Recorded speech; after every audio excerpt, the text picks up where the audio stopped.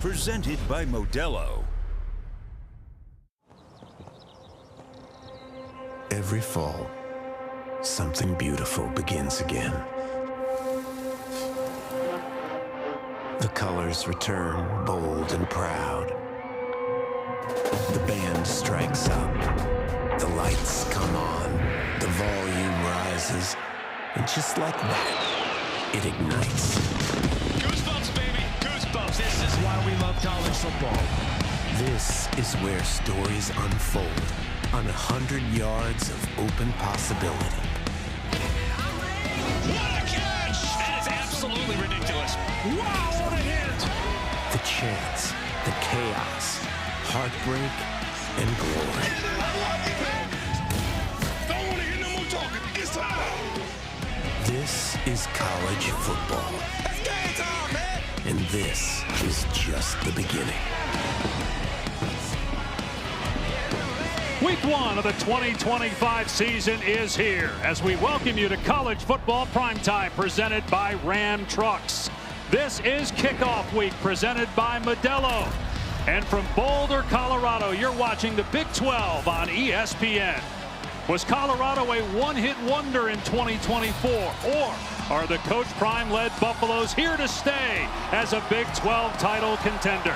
We begin to answer that question tonight here at Folsom Field against a potential dark horse in the ACC, Georgia Tech. And hi, everybody. Dave Pasch alongside Dusty Dvorak. We'll check in with Taylor McGregor here in a minute. Well, Colorado was one of the great turnaround stories in the country last year. They went from one win in Big 12 play, Dusty, to tying for first in the conference last year. But Travis Hunter and Shedeur Sanders, they're both in the NFL. Can the Buffs sustain their success? Georgia Tech, many think could be a surprise team this year in the college football playoff picture. The Yellow Jackets back-to-back winning seasons for the first time in a decade. Well, I love what Brent Key is building at his alma mater. First 2 years, both winning seasons. Now year 3, this is his best team. They're a veteran team, 27 seniors, and their leader, their quarterback, it's his 3rd year as a starter. He's one of the best dual threats in the ACC, and Haynes King. Speaking of dual threats, that's what we're going to see tonight for Colorado. Caden Salter has brought his talents to Boulder from Liberty. He gets the start here tonight to kick off this 2025 season. And one of the major storylines this offseason, Deion Sanders returned to the sideline for Colorado after a major health scare this spring. And with more on that, let's go down to the field and check in with Taylor. Dave, that health scare, Coach Sanders was diagnosed with bladder cancer in April. He told me it was an unexpected offseason, and he has a new perspective coming into this year. When he was diagnosed, he had no previous symptoms of anything that would indicate cancer. He went in for a routine CT scan on April 2nd to monitor the blood clots he had dealt with in his legs previously. It was in that scan that they found the tumor, and they decided to be incredibly aggressive. So by the end of April, he was in his first surgery to determine the next steps. And then on May 9th, he had another surgery to completely remove the bladder and build another one. He spent the summer recovering in Texas. And then on July 28th, his doctor, Dr. Janet Kukrasia, pronounced him cancer-free. He did tell us, though, that this season could look a little bit differently, especially on the sideline. So I am on Colorado's sideline, and behind me, you will see a bathroom that Coach Prime could use in game if needed, Dave. It is year 3 for Coach Prime, Taylor, and he says they're better than last year's 9-4 team. We will find out starting tonight against Georgia Tech. First ever meeting on the gridiron between these two schools. Kickoff is next.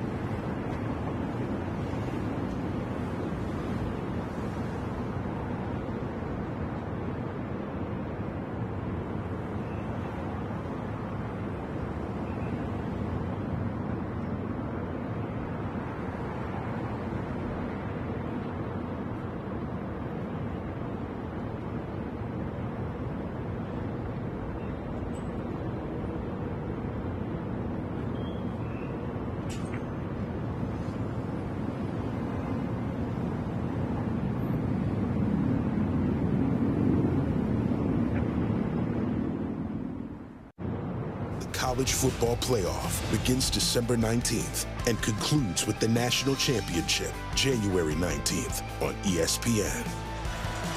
That's this year, but 35 years ago, the College Football Playoff talk was a pipe dream. In 1990, Colorado and Georgia Tech split the national championship. Georgia Tech was the UPI champ. Colorado was the AP champ. This led to the Bowl Coalition, a lineal descendant of the BCS and eventually the College Football Playoff. We are in year 2 of the 12-team College Football Playoff now. And Colorado tonight honoring the head coach of that 1990 team, the late Bill McCartney, by wearing those standard home uniforms, including the white socks from 35 years ago. Colorado won the toss and deferred. Georgia Tech will get the ball first after a touchback on the 25. Well, there's a lot of excitement around this Georgia Tech program this year. A big reason, Haynes King, one of the toughest quarterbacks in the country. Year 3 is the starter, a true dual threat in this Buster Faulkner offense. And he was so improved last year, 73% completion. The way they run this offense, though, he will tuck it and run with it. A lot of it design, a lot of it calling his own number. He has just continued to grow, and he is laser focused on this season to lead this football team.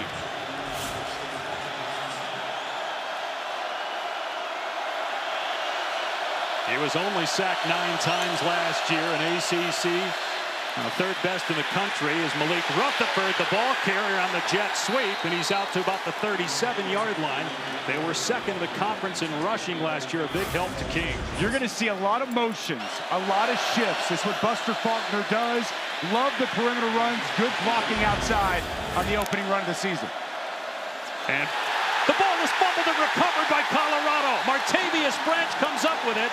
Last year, Georgia Tech never fumbled the ball, just 3 times all year.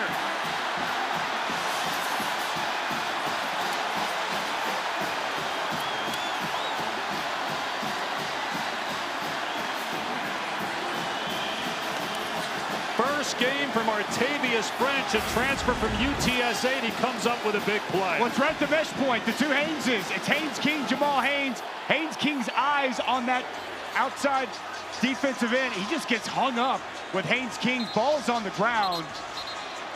Just something you don't typically see. Haynes King went to pull that ball out. He was going to take it as the defensive end collapsed. But as you mentioned, a rare fumble, misplayed football from Haynes King, and exactly what Deion Sanders and this Colorado defense needed to kick this game off. From the 36-yard line of Georgia Tech, Caden Salter, a swing pass out in space to Quentin Gibson, and he steps out of bounds at the 32.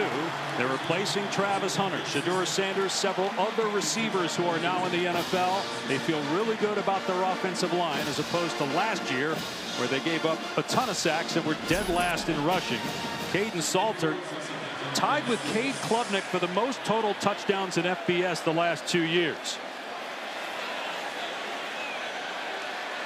3-year starter at Liberty, making his Buffalo debut tonight, and he'll hand it off. Off the right side, Micah Welch breaking tackles inside the 20 and shoved out of bounds at the 16 after a 16-yard pickup. Boy, just a little counter action. I love the pad level of Michael Welch. He's only 5'9". He lowers those pads, lowers the boom, and runs through R.J. Johnson to spring a nice opening run. Exactly what we talked with offensive coordinator yesterday, Pat Shurmur.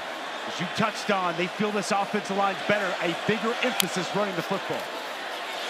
Here's Welch again, straight ahead, and he gets popped at the 12-yard line. Big hit by Clayton Powell-Lee.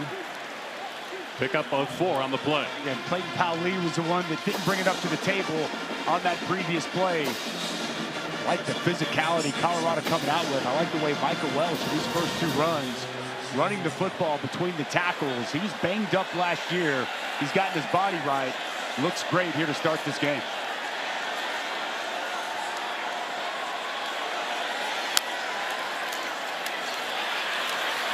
Welch again between the tackles, inside the 10, down to the 8. Well, Deion Sanders, when we met with him yesterday, Coach Prime said, look, I'm old school. I'm about physicality. That's what I want our team to be. We were not physical enough last year, and that's with a 9-win season. So far, good start here in that regard. We want to bring more balance to this football team. A little ball control, run the football. The numbers bear it out. 65 yards a game on the ground. And they had a great passing attack, but replacing 4 wide receivers to the NFL, a quarterback gone to the NFL. They feel like this style of football gives them the opportunity to sustain success. Empty set here. Salter on 3rd down and short. With time, everybody covered. Salter gonna fire into the end zone. And it's pulled in for a touchdown by DeKalen Taylor.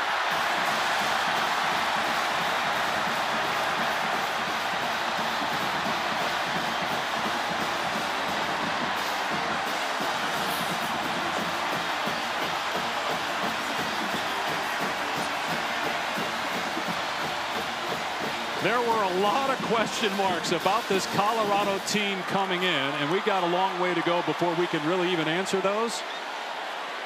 But they'll take the start. They get a gift with the bad fumble by Georgia Tech inside the Yellow Jacket 40, and they go right down the field and score.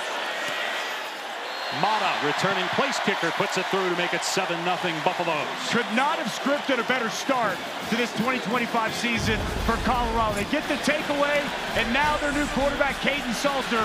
You can't lose contain on Caden Salter. He gets outside, he locates his target. Taylor comes open, a strike, and an early touchdown for the Buffaloes.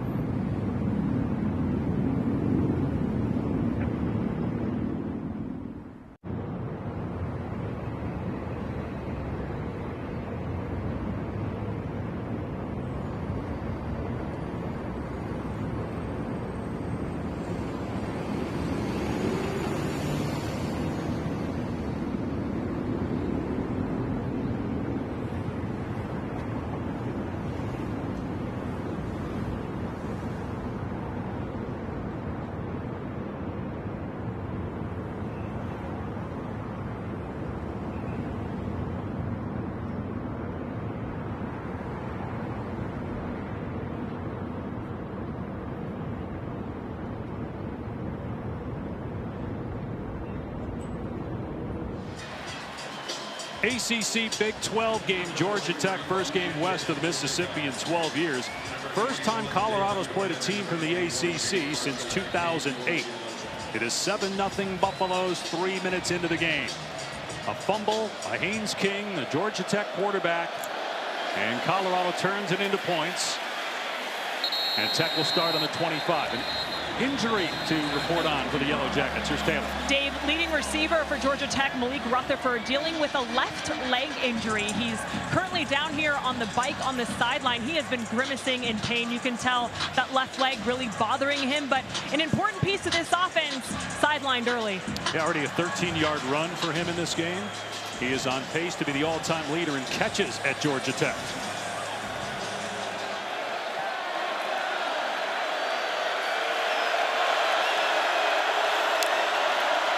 And King to throw. In trouble, steps up, and able to slip through an arm tackle and gain of 2 on the play. So this is the second time that Haynes King has played in Colorado. The last time was in 2021 when he was at Texas A&M. The game was in Denver against Colorado, his second career start. He broke his leg and missed the rest of the season. Injuries were an issue last year for him. Hoping to get through this season healthy and whole.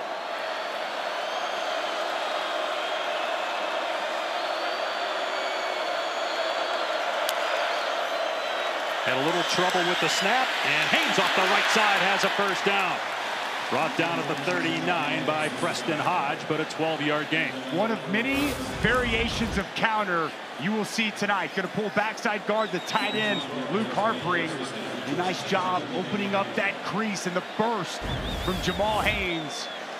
What a career he has put together. Came to Georgia Tech as a wide receiver, converted 2 years ago to running back, over 2,000 yards the last 2 years, and his best is yet to come. King from the pocket, throws a strike, and it's a first down into Georgia Tech territory for Isaiah Canyon. A lot of cushion outside. R.J. Johnson playing corner. Good job by Isaiah Canyon. Young, big-bodied, athletic receiver. Nice route and good timing from Haynes King. 3 years at A&M for King, now 3 at Georgia Tech. 24-year-old from Longview, Texas. And the snap is high, the ball's bubbled again, it's punched forward, loose on the ground at the 48-yard line. The Buffaloes say they have it. Waiting for an official signal, there it is, Colorado ball. 3 fumbles last year, 2 tonight for Georgia Tech in less than 5 minutes. Martavius French with his second recovery. This snap just high, over the head, an outstretched hand of Haynes King. He went up, tried to get his hand on it, couldn't corral it. That ball's loose, it's on the ground. And what a start from Martavius French. New team, new season.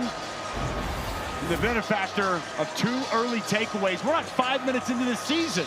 Now 2 fumbles for Georgia Tech, and Colorado with good field position can completely take control of this game early. Deion Sanders acknowledged to us yesterday that even though Caden Salter has a lot of starts under his belt, this is different. There were some butterflies, some nerves coming into this game.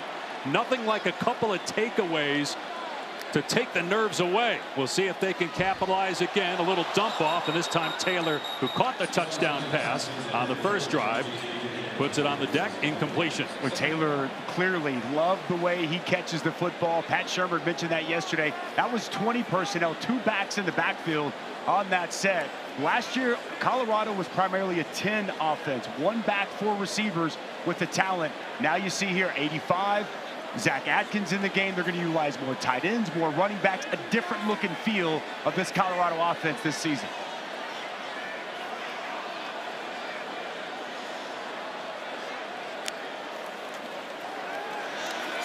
On the rollout, long throw, Salter, and it's incomplete. Draylon Miller went to the ground, almost secured it, but when he hit the chalk marks, it came out. Miller played well as a true freshman last year with 32 catches. They love what he brings to the table as he goes to the ground, just unable to secure this football.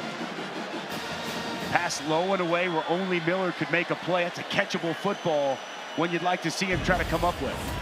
So now it's 3rd and 10. Colorado in danger of punting it right back to Georgia Tech after the takeaway.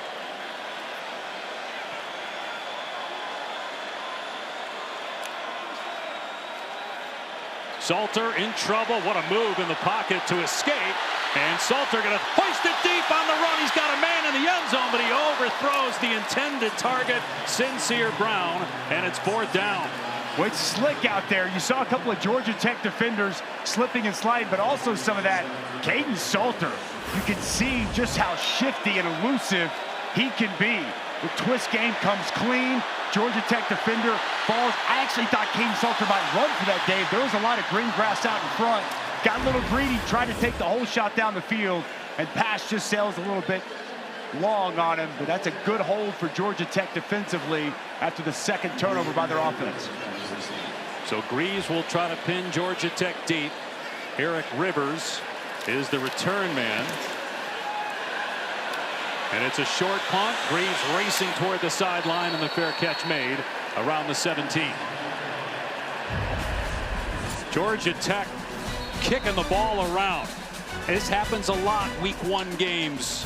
Sloppy play early for the Yellow Jackets, and they're down 7-0.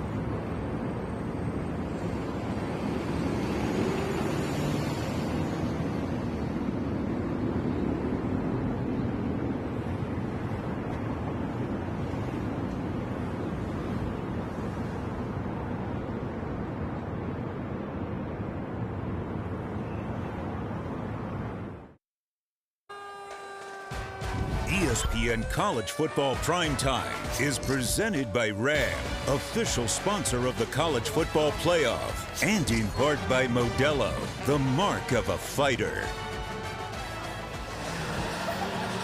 The Pearl Street Stampede has been the kickoff celebration prior to Colorado games for nearly 20 years. It does feel a lot different, though, with that man at the helm. There is just a different vibe here in Boulder with Deion Sanders as the head coach of the Colorado Buffaloes. And you could just feel it being in the facility yesterday and being around town the last couple days. There is great energy and positivity surrounding this program.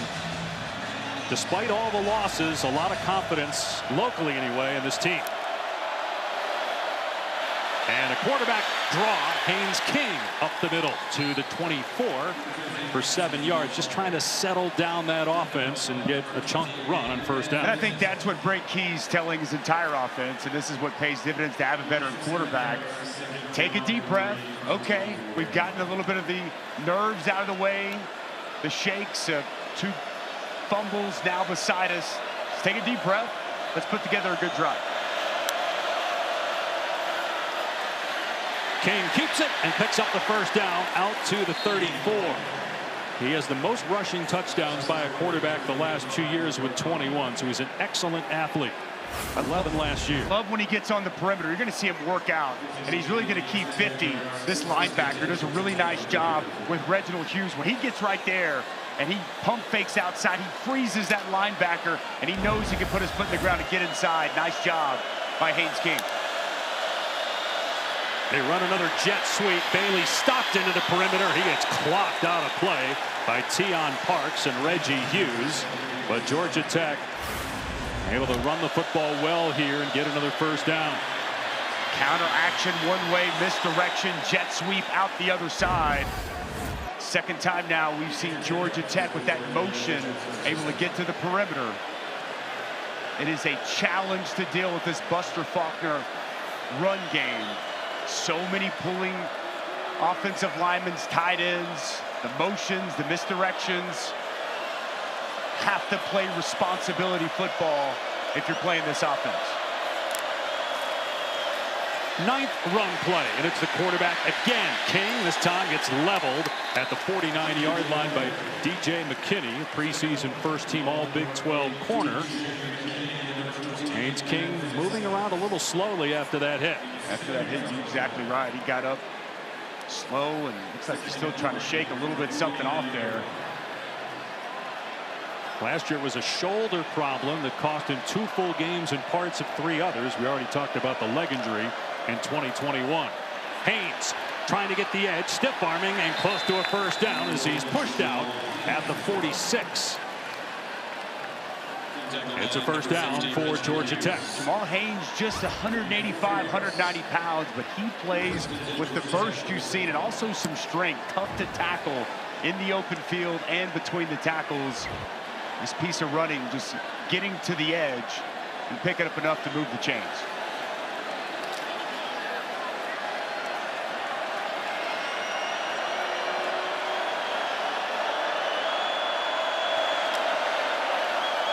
King throwing for just the second time. Got a defender at his feet. He throws a pick right to DJ McKinney. The 3rd turnover by Georgia Tech.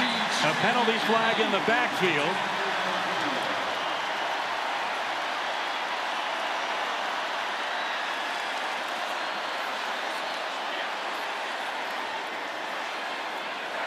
Holding number 58. Offense.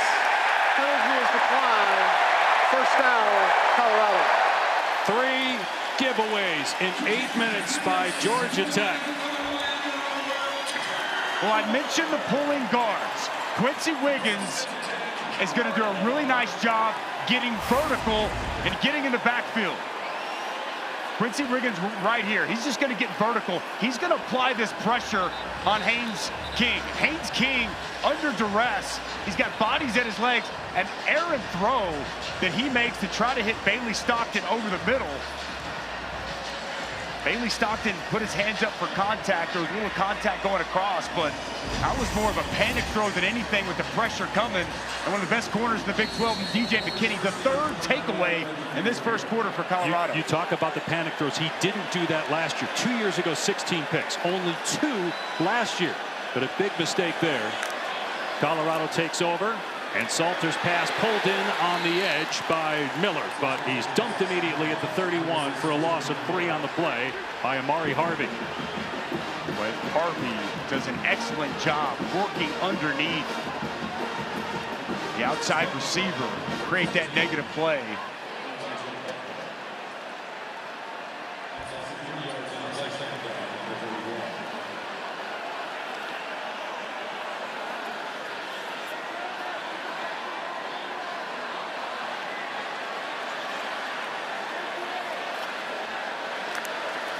And had trouble with the football on the snap, but Salter still able to get something out of it. Out to the 40, so he got 9 yards on that play before Kamen Spalding takes him to the ground. Savion Riley missed the tackle that would have put Colorado back near the original line of scrimmage. Instead, they're in a manageable 3rd and 4. Just that was good by Salter to staying calm. He mishandled that snap initially And really a nice job by the offensive line, getting push, getting movement, and opening up some space for Salter to move with the football.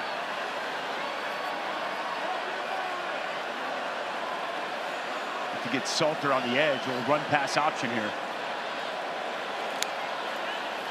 Instead, from the pocket, Salter throws, and a catch is made. But what a great kick. Welch made the catch, and Spalding, who the Georgia Tech coaches love, they say he's lightning in a bottle. He got the stick, and it's 4th down. I think you punt it. I know it's very in vogue. We see a lot of coaches going for it, 4th and short, but your side of the field, and quickly, Coach Sanders makes the decision, and he tries to punt unit out in the field. Especially when Georgia Tech's giving you the ball 3 times. Yeah. You can flip the field here, if nothing else, and maybe force another turnover if you can pin the Yellow Jackets inside the 10.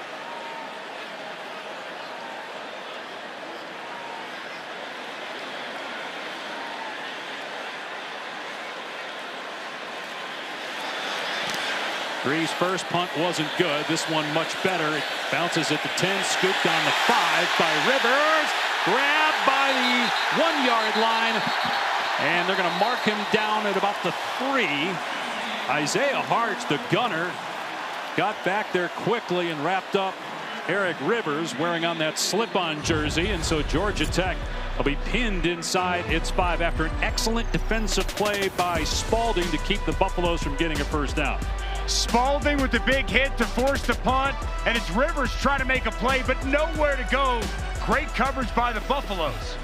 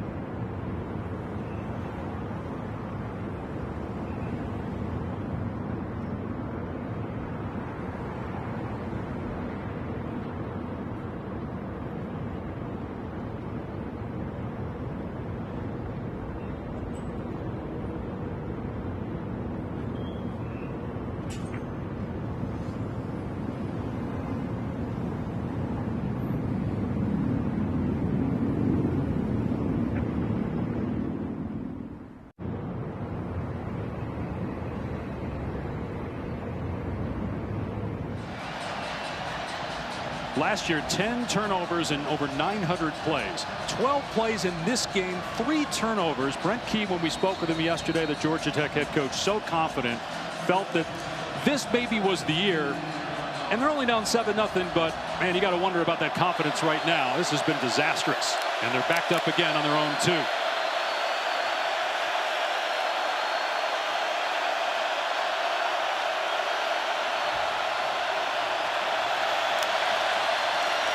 King to throw from the end zone and taking a shot downfield. It's off target, but flags fly. Isaiah Canyon, the intended receiver, with Tion Parks in coverage. We asked Buster Faulkner, the offensive coordinator, yesterday about shot plays. He said there should be one in there early, and we just saw it from the end zone.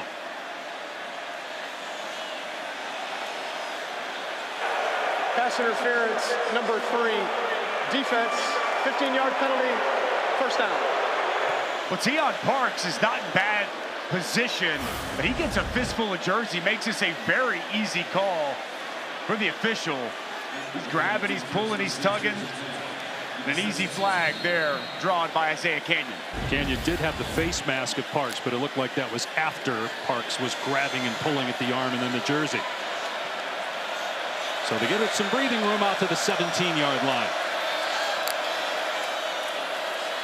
And here's the backup tailback, Malachi Hosley, who was the Ivy League Player of the Year last year at Penn, and he gets just 2 yards on the play, brought down by Keaton Wade. It's a really good play by Keaton Wade. He worked off 2 blocks, got inside, made that play for a very minimal gain. He was banged up for the first half of the season, came on really strong the last 5 games of the year, and they think Keaton Wade can be a staple off the edge for this Buffalo's defense. King on 2nd and 8, pressure up the middle. King, a jump pass, and he completes it for a first down to Stockton out to the 30-yard line. Boy, what a dangerous play by Haynes King, but he made it happen nonetheless for 11 yards. Robert Livingston going to dial it up, and it comes scot-free, but a great job. Haynes King just going to slide to his left. He's still got players in his face and all around him. What a find of Bailey Stockton. Big poise there under duress by the 5th-year senior Haynes King. He was a little slow to get up again. He's taken a couple of shots here in the first quarter.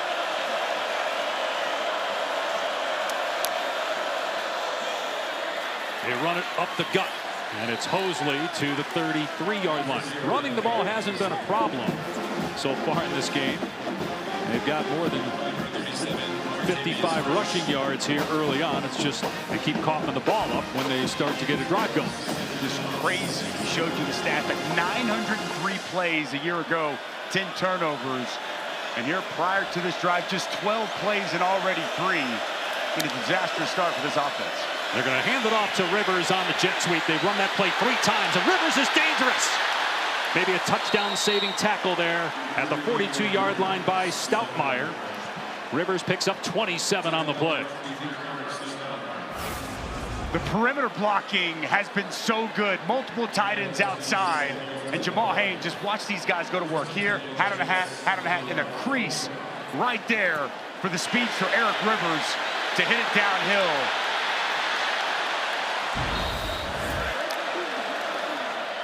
They'll keep it on the ground here with Hosley off the left side. Check that. Haynes down to the 36-yard line. So a gain of 4 on that run there by Haynes as Georgia Tech continues to hand it off. Only a few pass plays here so far in this opening quarter. King 3 for 4 through the air and 13 run plays for Tech.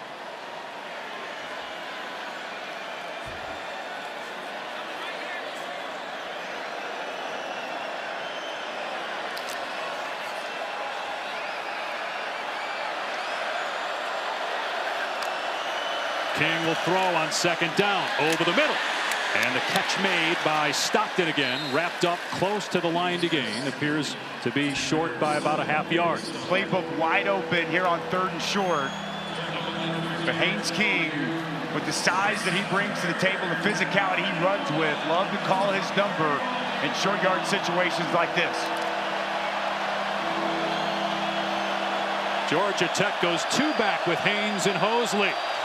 And it's the first man through. Hosley with the first down inside the 25, down to the 22. Gain of 9. A really nice job on the interior. Watch right here. This left guard does a great job getting the block. It's Harrison Moore. Just kick out right there on that 3 technique. Open up that hole. And the quick hitter works perfectly to move the sticks. But can they finish a drive? They have not been able to do that yet. 137 yards of offense, but no points.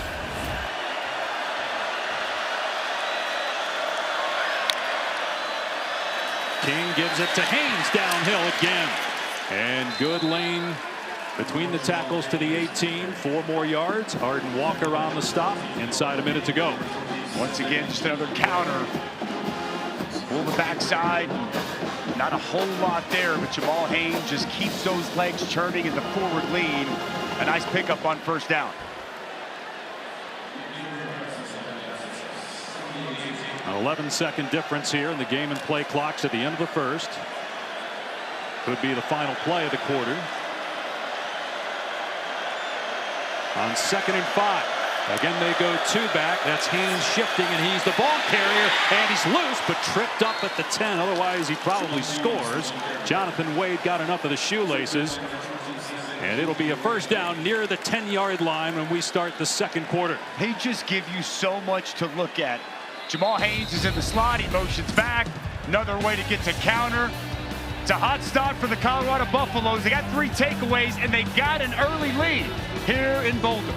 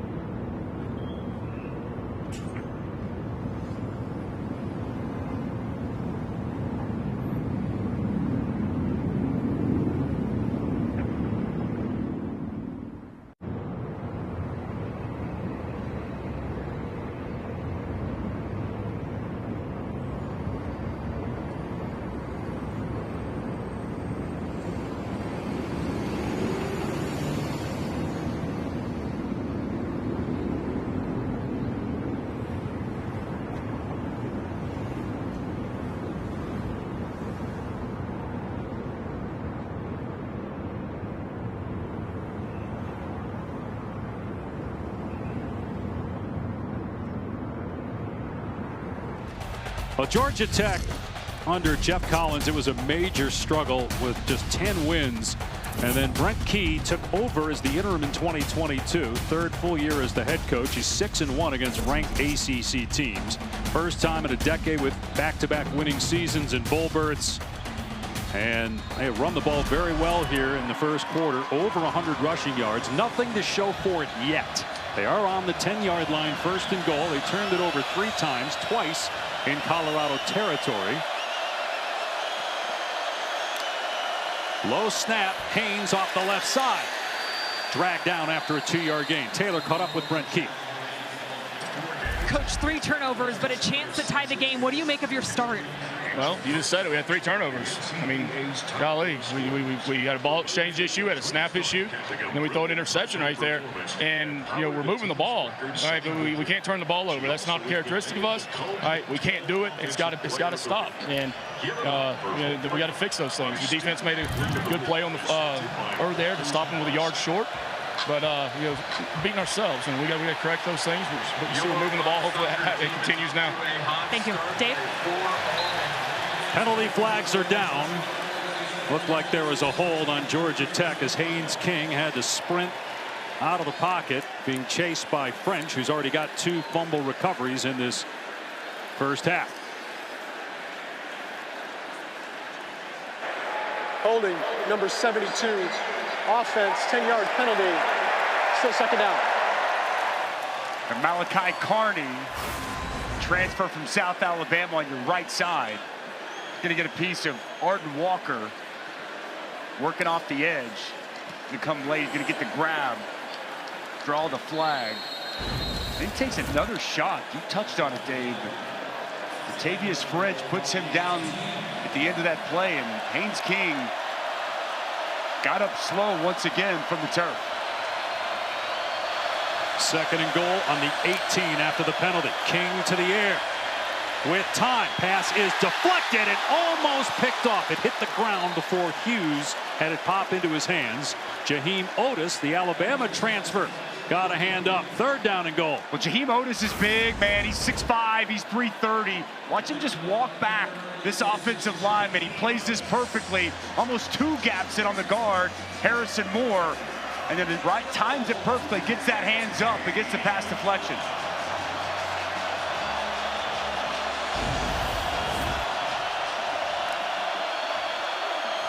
Going to play it safe and run the ball. Down to the 15-yard line is Hosley, and so Georgia Tech will bring on the field goal team. That's an understandable decision, given all the miscues early on, just to make sure they get points out of this drive. Absolutely. You already had a hold that's backed you up. Pass just got deflected.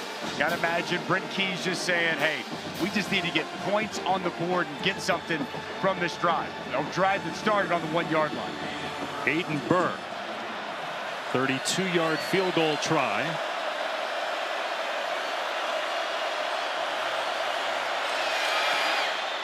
And finally, Georgia Tech on the board. It's 7-3 here in Boulder on opening night.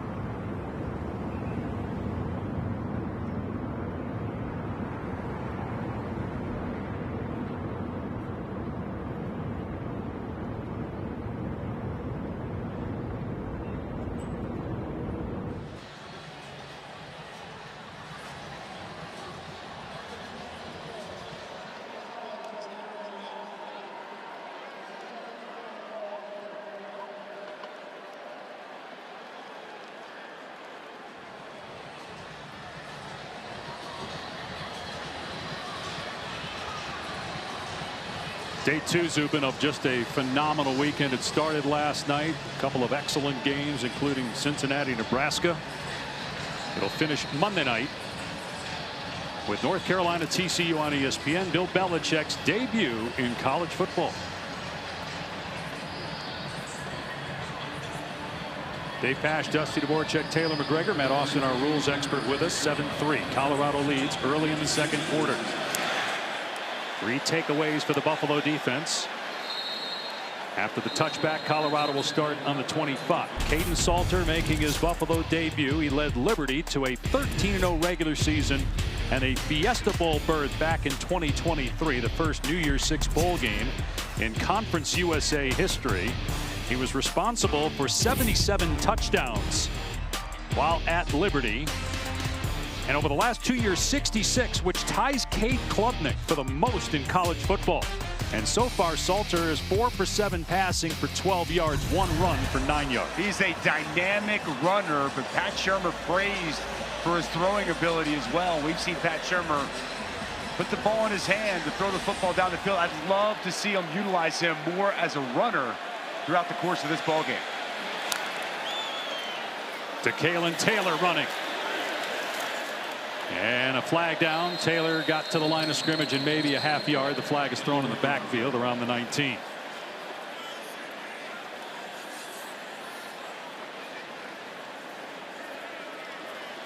Holding, number 85. Offense, 10-yard penalty. Still first down. On the tight end, Zach Atkins. Here's Taylor. Before the game, Deion Sanders told me, thank goodness they're playing on their brand new turf field that was installed this offseason. He said if it was still the regular grass, it would have been slippery all game. But this turf, instead of the usual rubber pallets, actually has this wood filled in between the grass, so it better handles the moisture. And so the plan and the hope is that it's not as slippery as grass would have been, Dave. Well, it was pouring down right to Taylor an hour before the game. Salter looking for some running room, and he's brought down for another negative play at the 14, loss of 1.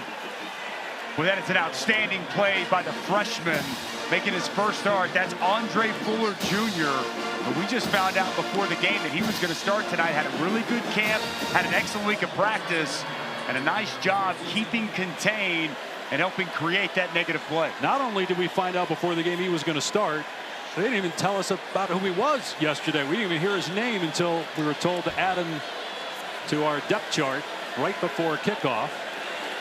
Second down and 21 on the Colorado 14. And the Buffaloes keep it on the ground. And a burst. Simeon Price up to the 29. Another penalty marker is thrown, though. And Colorado starting to march backwards. That could negate a 15-yard pickup. Oh, now Colorado is saying it's on Georgia Tech. They started walking back to the huddle as if they thought, well, we just got busted for a hold. Personal but foul, now it's against face Georgia mask, Tech. number 1. Defense, 15-yard penalty to be added to the end of the run. First down. So that's on Kamen Spalding. And that will put the ball out at the 45-yard line for Colorado. Well, it's outstanding interior blocking. And it's going to be Zarian McGill who gets up to that second level on Spalding. Left hand gets up in the face mask, draws the flag. A nice piece of running there by Simeon Price right up the middle.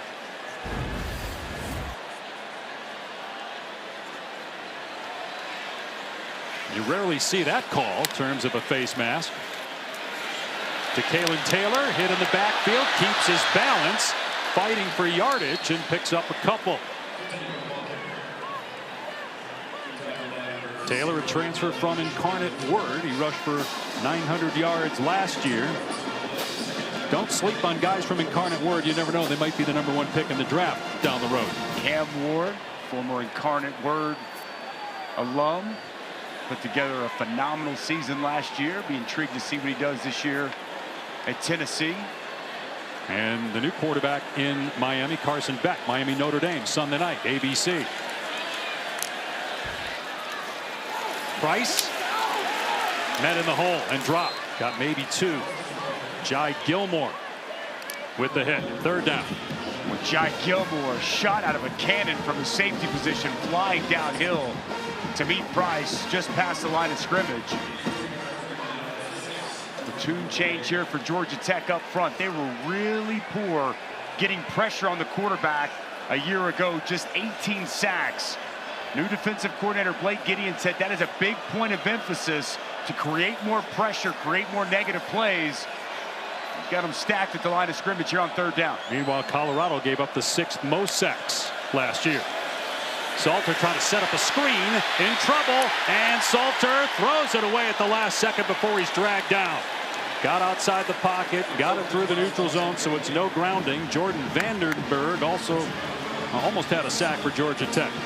Well, Melvin Jordan IV, he's going to come pretty much scot-free right up the A-gap, and then good pressure off the edge as well. Nice job rushing in tandem. Looked like they were trying to set the screen up, but Caden Salter unable to get the ball out there. There's offensive lineman out in front, but Caden Salter, that pressure was so in his face so quickly, he had to retreat. And a good stop by Georgia Tech to force the punt. Eric Rivers is the deep man again for Georgia Tech. He was wearing number 43 earlier. That's because there were 2 guys that wear number 3 normally, so he was wearing the flip jersey. Now he's back to number 3, the only number 3 out there for Tech. As that punt hugs the left sideline, and it's touched by Colorado before it enters the end zone. Boy, Isaiah Harge has made some great plays as the gunner for Colorado. Now they're saying the ball crossed the plane, so it's a touchback. It's going to come out to the 20. Colorado still celebrating. I don't think they heard the official rule touchback. The fans just saw it on the Jumbotron. All it has to do is cross the plane in the air, and it's a touchback, and it appears that that was the case.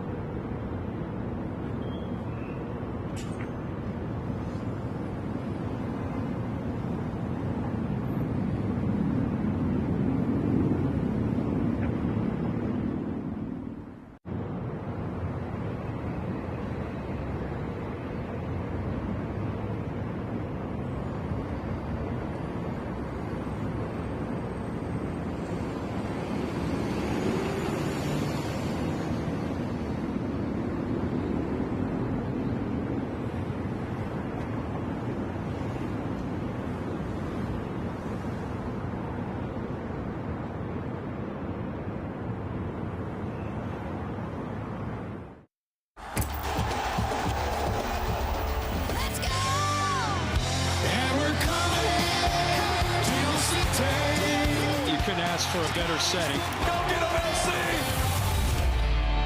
When you think college football in general and college game day specifically, you think about Lee Corso.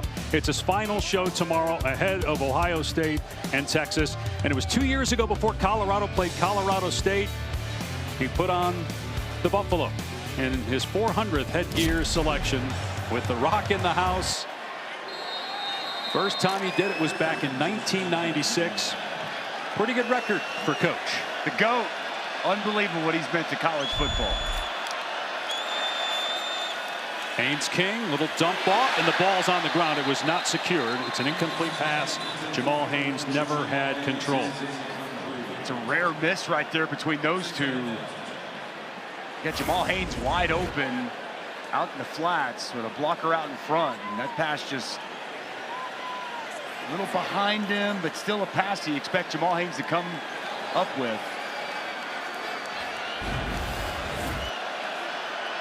Haynes King 4 of 7 with the interception so far. Last year 73% completion rate. King looking for room, tried to spin away from one man and downed at the 19 by Quincy Wiggins.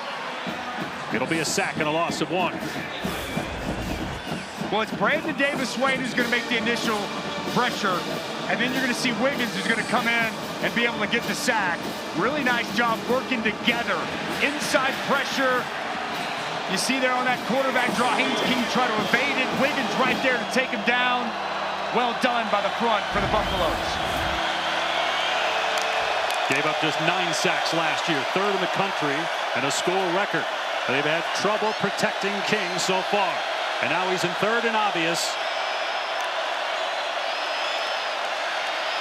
Everybody covered. King flag down, and King is down as well at the 14.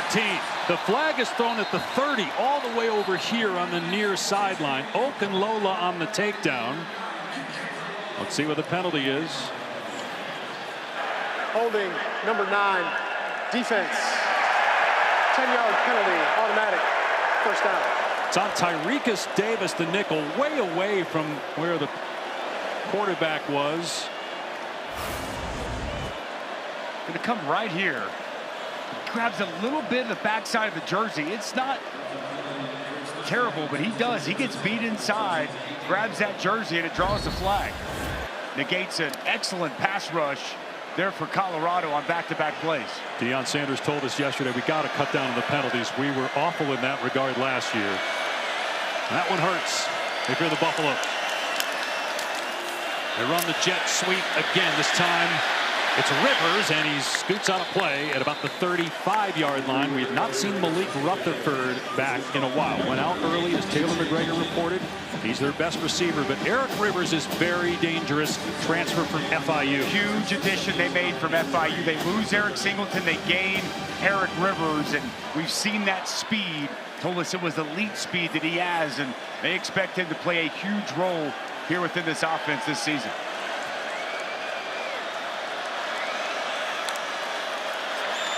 King gets hit, delivers the pass, and it's a first down and more for Stockton.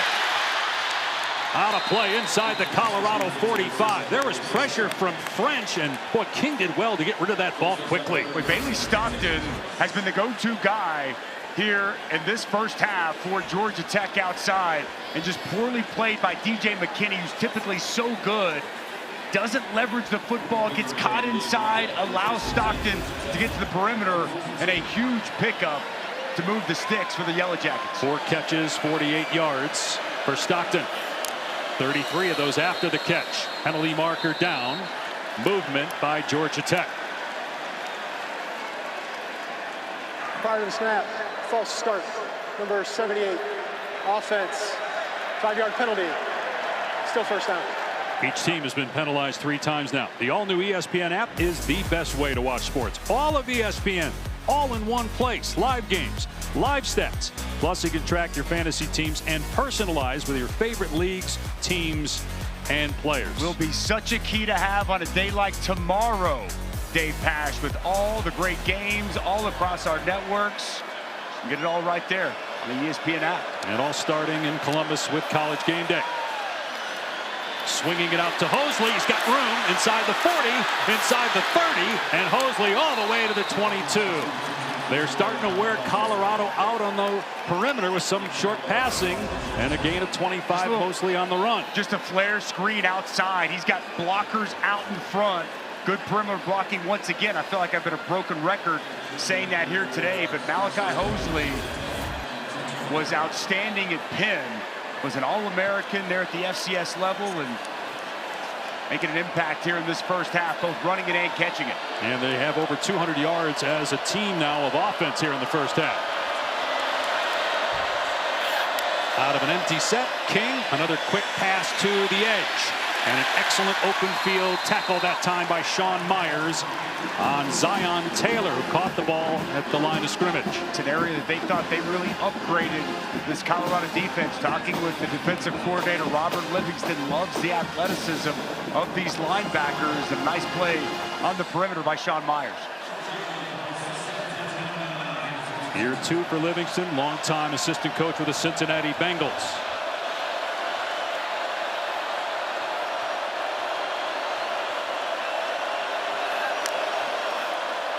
King facing a 4-man rush, slings it, complete. Inside the 15 is Rivers. First down at the 13. I love this route. Just work a little curl scheme, back to the football, and good strong hands on the pass delivered from Haynes King. Pocket's clean, steps into that throw. And a nice connection from Haynes King and his new target. Seems like King has really settled into the game now. He's completed his last 4 passes since the interception. First down at the 12. Stockton, the ball carrier. And down to about the 7-yard line. His only touchdown a year ago was in the bowl game against Vanderbilt. But as you mentioned, Dusty, he is being featured here in the first half for Tech. Hand it to him, throw it to him. Just continue to contribute to this offense. And speaking of contribute, Jamal Haynes just delivered a devastating block on the perimeter. Well, these running backs, when the ball is not in their hands, they are still lively within this play. Just shows Brent Key demands from everybody on this offense, on this team, to play physical.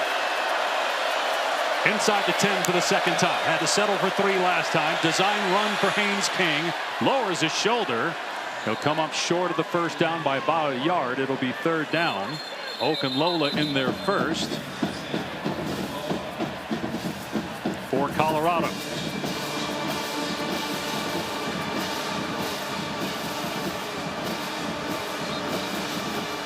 Brandon Davis-Swain, true freshman starting defensive tackle, just had his helmet pop off, so he's got to come out for a play. Call it third down and 2 at the 4-yard line.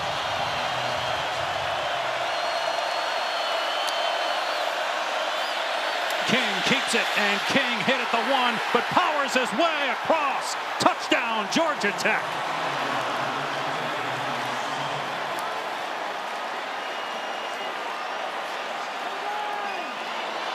More rushing touchdowns than any quarterback in FBS the last 2 seasons. Well, here's Hosley. He's going to get a key block out in front. Fake it to him, and Haynes King just going to follow him. Gets just enough of that linebacker coming down.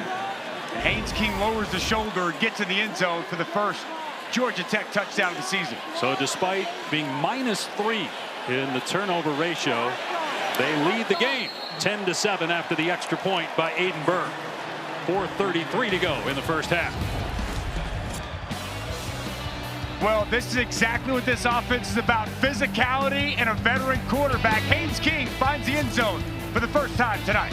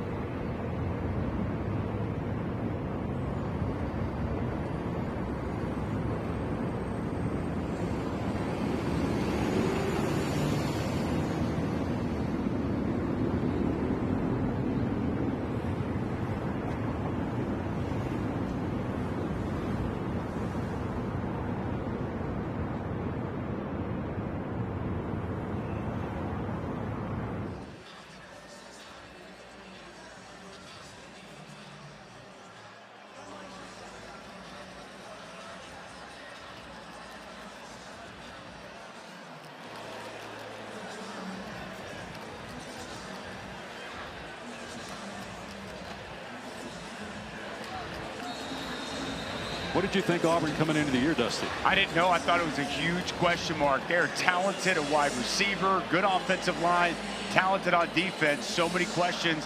Could Jackson Arnold get it right? An impressive start for them against a good Baylor team there in Waco. Georgia Tech leading for the first time. Another touchback. Colorado will start on the 25. Our Labor Day weekend on ABC and ESPN rolls on tomorrow. It starts at noon Eastern in Atlanta. Syracuse and Tennessee, Alabama, Florida State to follow, and then Saturday Night Football, LSU at Clemson. 2 games on Sunday, 1 on ESPN, South Carolina, Virginia Tech, ABC, Notre Dame, Miami, and then Bill Belichick's debut Monday night. LSU Clemson. Here's my question. LSU, rebuilt offensive line. Can they block the front of Clemson? They got Peter Woods, who's going to be a first-round pick. They got TJ Parker, one of the best pass rushers in the country. What can LSU's offensive line do against that front? It's going to be a huge factor and key in tomorrow night's matchup. Clemson coming off a college football playoff appearance. Its quarterback, Cade Klubnik, returns.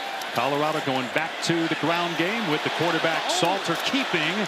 And he's thrown forward close to a first down. And he's got it. It's a gain of 11.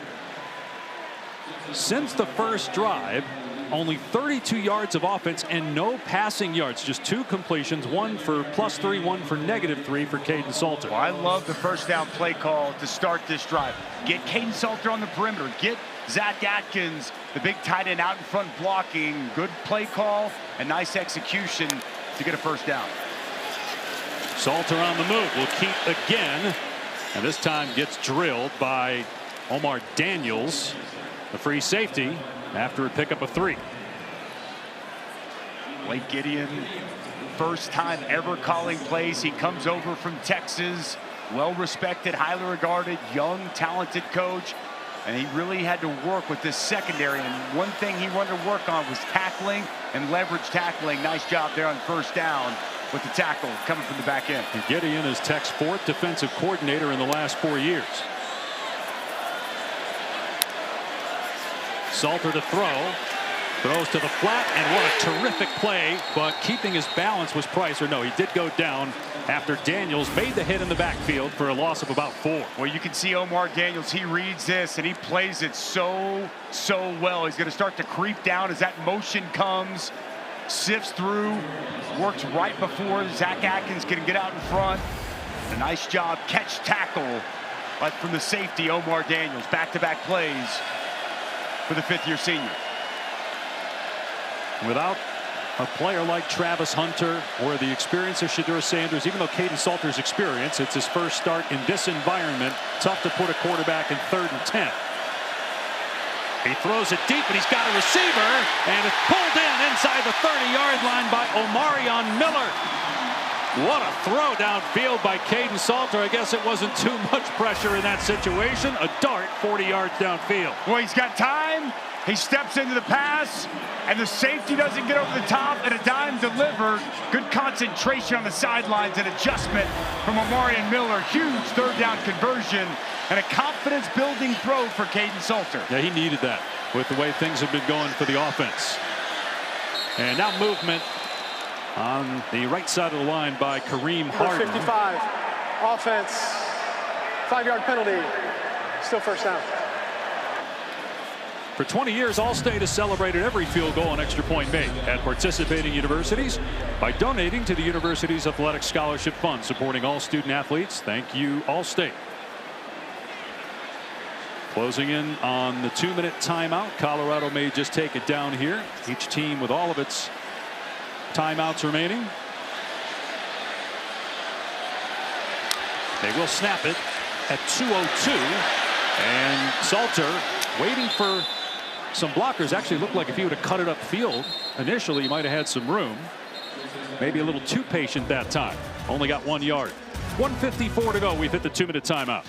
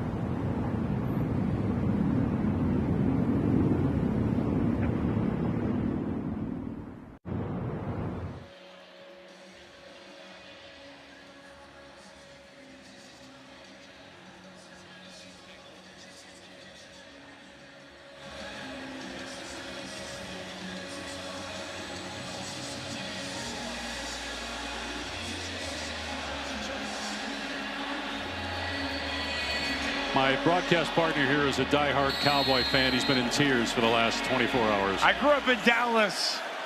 It's been a tough 24 hours, no doubt about that. Meanwhile, Colorado trying to tie the game here before halftime. Going to keep it on the ground in 2nd and 14. They get back to the original line of scrimmage with Price. Bring up 3rd down. I think Brent Key maybe trying to take a timeout here. This was while we were away, Coach Prime showing fire and intensity, talking first to his quarterback and then some coaches and players. Boy, he was really energized yesterday, and he told us obviously it's been a fight after having to go through what he went through in the spring when he was diagnosed with bladder cancer and had to go through surgery to have his bladder removed. Said at times he doesn't have great energy, but he was pretty fired up when we talked to him yesterday. He was fired up, and he's fired up about the future of this program, and he doesn't think they're taking any step back whatsoever. And it was great to talk with him. His spirits were high, his energy was up, and still bringing the juice down there on the field here tonight. So Brent Key called the timeout after that 2nd down. He wants his defense to get a stop, and he wants to put the ball in his veteran quarterback Haynes King's hands. So now 3rd and 10. Be interesting to see here what Pat Shurmur does. And would you keep it on the ground here and play it safe? No, I'm trying to move the sticks and get closer. I mean, you're right now at a 42-yard field goal. I'm trying to get a 1st down.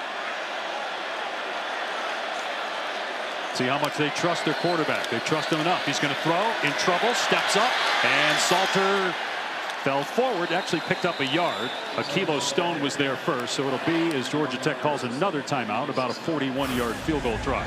They brought pressure once again, and it's going to come clean. They get home, and Caden Salter does a nice job avoiding the initial pressure. Just tries to get something out of nothing, but we've seen now multiple times on 3rd down, Blake Gideon, he's dialing up the pressure on these 3rd down situations. So 1 timeout left for Tech. They're setting up for a field goal. Let's check in with Taylor. Well, one thing Deion Sanders did say is this is the first time Caden Salter will play in this type of atmosphere. And when I was trying to listen in to what Deion was saying to Salter, I kept seeing Salter cover up his ears as if he was having a hard time hearing what the coaches were saying. So just perspective, because this is the first time he's played in this type of atmosphere, guys. You know, you have the communication, too, with the offensive coordinator, Pat Shurmur. Last year was the first year of that in college. Obviously, Shurmur's been used to that. He did it for 24 years in the NFL. But in this environment, when it's this loud, that can play a role in that communication. 42-yard attempt, Alejandro Mata, who missed just twice last year. 12 of 14 from field goal range. And this one is dead center to tie the game at 10 with 1:39 to go till halftime.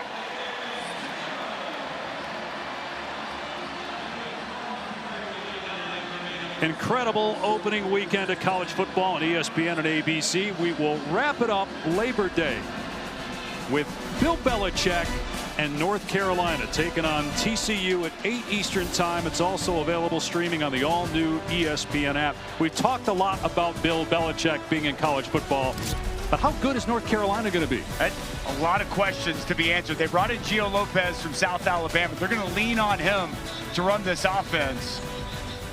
But they have a ton of new faces. There hasn't been a lot of noise or news coming out of North Carolina camp, as would be expected from Bill Belichick. But Bill Belichick's in college football, Dave Pash. First time since How crazy is that? First time since he played 50 years ago. It's awesome. Absolutely awesome. Be a great matchup. Sonny Dykes, TCU. They've got a veteran team, a veteran quarterback. A lot of these Big 12 teams do this season. It's going to be a great way to put an exclamation point on just an incredible opening week 1 weekend of college football. Buck Buchanan will hammer it deep again. So Georgia Tech, 1 timeout left. We are inside 2 minutes, so the clock will stop on first downs to reset the chains. Well, last drive they got a huge penalty too. There was an offensive holding, but then a nice perimeter throw. Get the ball out there on the perimeter to Bailey Stockton. Another perimeter throw. The perimeter blocking has been so good. This time, push it down the field to Eric Rivers, the new toy that they brought in, and call your own number. And Haynes King at his best when he's running between the tackles. He lowers the shoulder and gets into the end zone. Now let's see him work here in a 2-minute drill. 1:39 and 1 timeout to go. Haynes running on first down, goes high up in the air and down at the 30-yard line. Got tangled up with Bailey Stockton, a receiver trying to block out there on the perimeter. So a gain of about 5, and the clock is moving.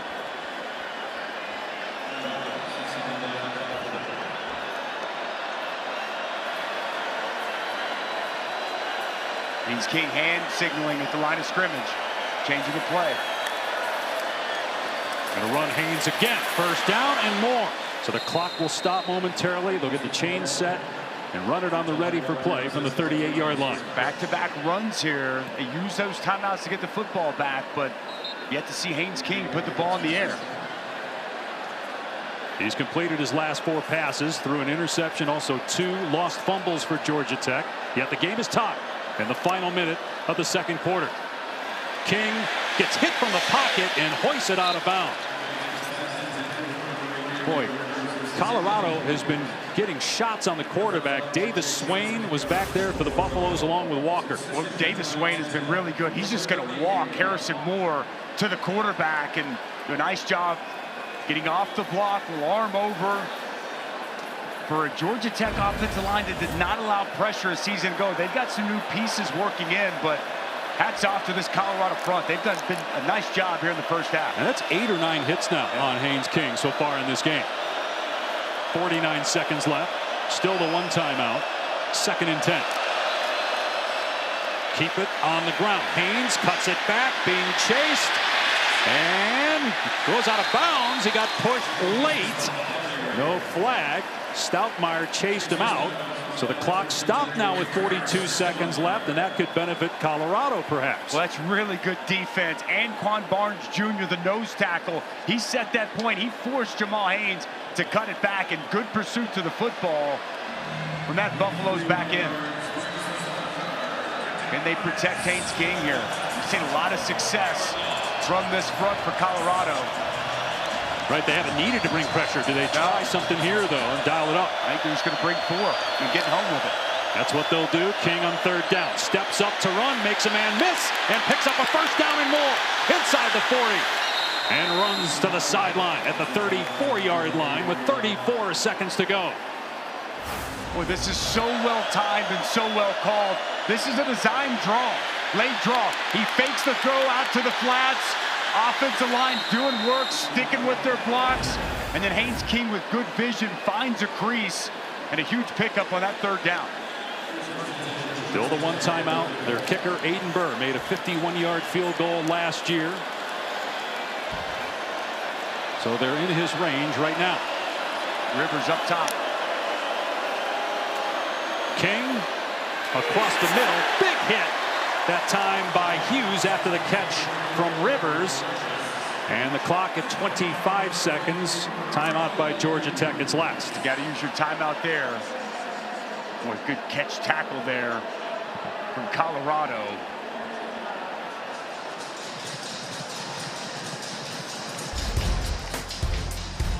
Looking at some notable ACC and Big 12 games other than this one here, week 1. LSU Clemson. Dusty talked about that earlier. He also talked about TCU North Carolina. What about Notre Dame Miami Sunday night, ABC? Well, it's fascinating. CJ Carr is going to make his first ever start. But this is an offense for Notre Dame that's got a great offensive line. Jeremiah Love, one of the best, if not the best back in college football. How much do we see CJ Carr put it up in the air? On the flip side, doesn't it feel like everybody's written Carson Beck off? Yes, it does. He's pretty good at Georgia. I remember him winning a bunch of big games. And speaking of winning big games, when is Mario Cristobal going to win that first big game? Huge matchup, and I actually think Miami's going to give Notre Dame all they want. I think Carson Beck steps up and plays well against that good Irish defense. Really big weekend for both the ACC and Big 12 in terms of earning early credibility with the eventual college football playoff selection committee. Last year, the ACC got 2 teams in the 12-team field, Clemson and SMU.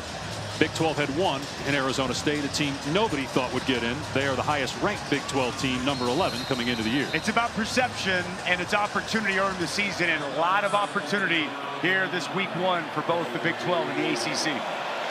No timeouts left for Georgia Tech. 2nd and 9 from the 33 of Colorado. Again, Haynes King changing things up. Play clock down to 5. Run play. Hosley gets through a hole and wrapped up at the 26-yard line. You a little surprised by that? Yeah, I am very surprised by that. Haynes King checked into it, and they're going to have, I think they're just going to spike it and play for the field goal. It's 3rd and 2. Got to run a play. You can't spike it now, right? Well, again, I think they're just playing for the field goal at this point. Certainly looks at it. Yeah, he waited long enough there to snap it and spike it. I would have thought, I mean, they're breaking tackles between the tackles. Why not hand it off there? Well, if you hand it off and you get tackled, you're not going to have time. It'd be tough to run a field goal unit on the field. Well, that's because they waited so long. If they just got up there and snapped it quickly, maybe not. But they were able to spike it with 4 seconds left.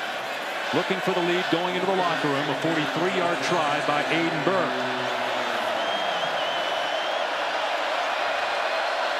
1 for 1 so far. Made a 32-yarder. And this one's good. And it'll be a 3-point Georgia Tech advantage despite 3 turnovers at halftime.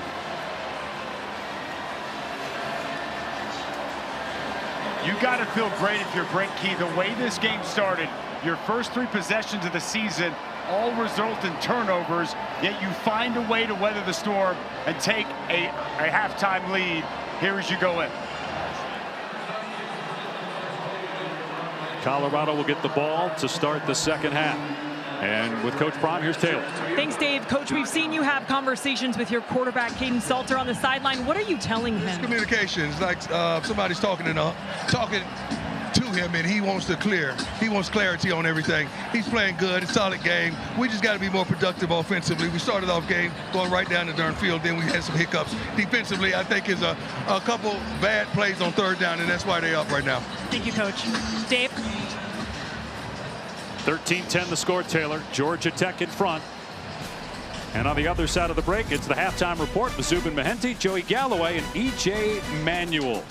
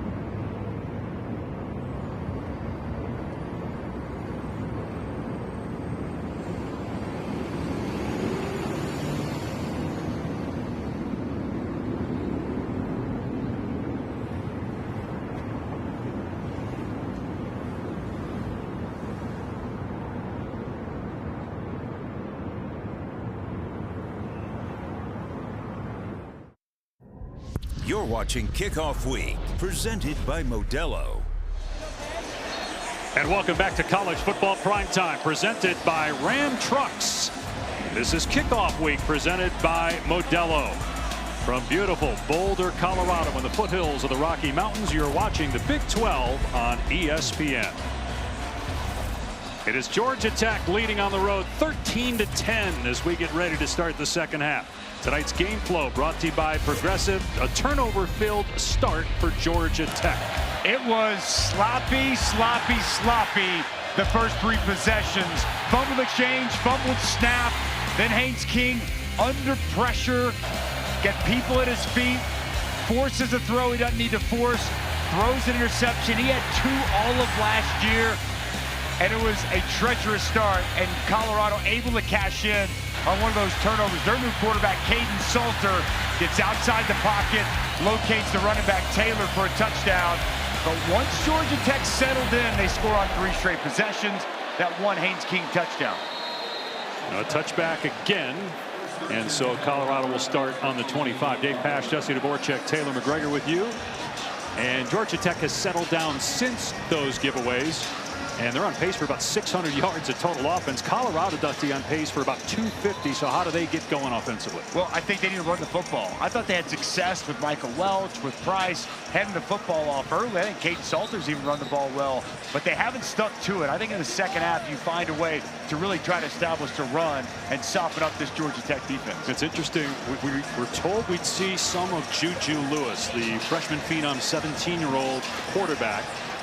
But it's been all Caden Salter so far at QB for the Buffaloes. And they will try to run it here per Dusty's suggestion, and breaking free down the sideline is Michael Welch. He stepped out of bounds at the 47, but a great start to the third, a gain of 22. Well, they saw Georgia Tech run so much counter, they're doing it themselves. Pull backside guard, pull the backside tackle, and they're able to get a crease for Michael Welch. Doesn't take much. Good patience, running behind his blockers, and then the burst through the hole. Great way to start this second half. I would continue to give 29 the football. He didn't get enough touches in the first half. That's got to be a big point of emphasis here in the second. That's their longest run play of the day, second longest play overall tonight for Colorado. Welch again with room between the tackles and a pickup of 6. Let's check in with Taylor. Dave, Brent Key told me, he told his team at the half, I am proud of you. You were able to put those turnovers behind you and play our brand of football. He even had a smile on his face, much different than what we saw after the first quarter. He said, we will continue our brand of football, which we know they love to run the football. 182 yards in the first half. I would expect that to continue. Also, Malik Rutherford is questionable for the second half. Yeah, he's not played, Taylor, since that first series, and he's their best receiver. 3 straight run plays off the left side this time, and coming up short of the first down is Welch, tackled by Matthew Alexander. So third down in a couple. A third medium here. I think give Caden Salter the opportunity to call his own number. A little read zone. He's able to read the defense, potentially get out to the perimeter. Bring in a bigger running back here, and Simeon Price. And keep this on the ground, though.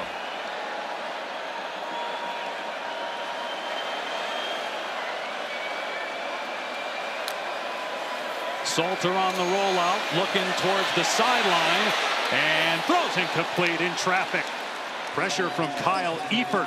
First time we've called his name, but he's a very good linebacker for Georgia Tech.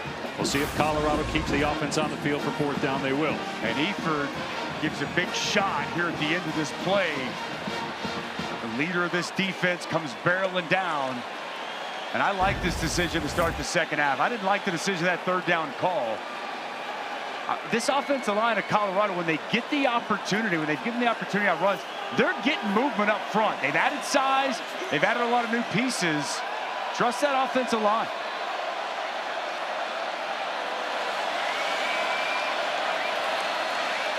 Maybe just trying to draw. Yep. Take it down. Not sure I agree with that decision this early in the third. Just take the delay of game at that point. If you're going to do it, they will. Don't burn a timeout.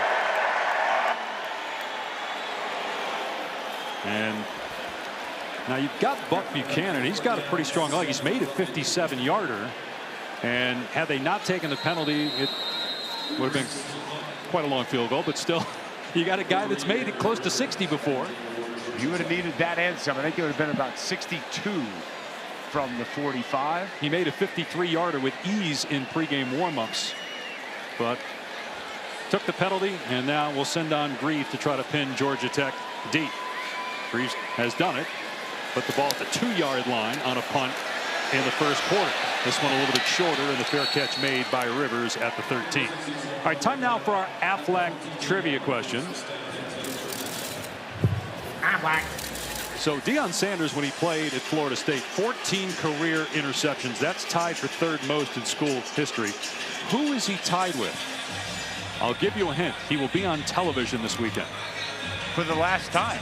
Well, don't give it away. That feels like you just tell people who it is. I mean, I didn't say the name. Well, I mean, well, we've been promoting it for the last month. I think the plan was to wait a few plays to answer, but I think we'll just do it after this next play.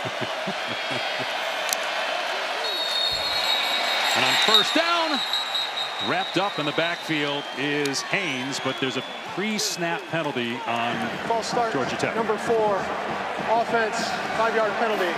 Still first down. Let's go ahead and answer it. The Aflac trivia question. Deion Sanders is tied with this man for third most all-time at Florida State in interceptions. He's on TV tomorrow for the last time on College Game Day. Lee Corso. The best, the absolute best, and we continue to honor him and make it all about him. Look at how youthful, young. Look at that flow from 78. I believe when he set that, he was the all-time leader. Deion tied it in a year less, but now they currently both sit at number 3. What a special day it'll be tomorrow in Columbus. King will keep it up to about the 20-yard line. And of course, Deion Sanders with strong ties to where Georgia Tech is from, Atlanta. Sanders played for both the Braves and the Falcons at the same time. In fact, back in 1992, he played in a game for the Falcons in Miami, then flew on a plane to one of the games of the playoff series. He didn't play that night. He was actually in the dugout for the Braves in their series against the Pirates. Remarkable. One of the absolute best athletes we've ever seen in team sports in this country. What he was able to do back in the day, absolutely off the charts. On 2nd and 4, Haynes picks a hole, comes up short of the first down by about a yard. Harden Walker on the tackle. Well, he played corner for the Falcons from 89 to 93, was the 5th overall pick in 89, 3 Pro Bowls, 2-time first team All-Pro, and then was a Brave from 91 to 94 as their center fielder. He signed as a free agent in 91. He hit 22 homers over the course of his career. One of the all-time great athletes in American sports history. 3rd down and 1, a high snap again. They turned it over on a play like that in the first quarter. This time King does well to catch it and then get the first down before he's level. Boy, it was very similar to the second drive of the game. Goes up high, reaches with the right hand. He's able to bring it in. And they're replacing center from last year. They've had 2 different guys in. Harrison Moore there with that high snap that Haynes King was able to corral, gain composure, and move the sticks. Haynes picks up a couple, spun down by Byard. Another shot on that last play on Haynes King by Reggie Hughes. But the Georgia Tech coaches told us that Haynes King is as tough as any player they've been around. In fact, Brent Key told us, I think by the time Haynes King is done playing, we're going to be best friends. That's how close they are. And Haynes King slept in the locker room during training camp. He had a blow-up mattress. It was a queen, not a king. It's nice. But King did sleep in the locker room. He had the foam top. Might make it nice and comfy for him. From the pocket, and he throws it away. Surrounded by defenders, so it brings up 3rd down and 9. There's the setup for Haynes King during training camp. Now, he told us his bed is unmade there, but he did make it every morning. That's what he say. Only 5 days all the camp. He didn't stay there in the facility. Wanted to be laser focused for the start of this much anticipated season. He'll need to be laser focused here on this 3rd down. This Colorado pass rush has been really good throughout the course of this ball game. King's been hit about 10 times, sacked twice. He'll air it out here on 3rd down and long. And firing deep, and it's incomplete. Intended for Taylor. The pass was high. There were defenders in the area, and it's 4th down. Really well played here by Carter Stoutmeyer, the safety. He's going to work over the top, reading the eyes of Haynes King. Gets there in the viewpoint of the intended target, Zion Taylor. That pass a little bit high, but really well defended there on 3rd down. Defensive coordinator Robert Livingston loves what he saw from his defense on that sequence. And now a timeout called by Colorado. The Buffaloes have to burn one early here in the 3rd quarter on 4th down. Maybe didn't have enough men on the field. Back in a moment.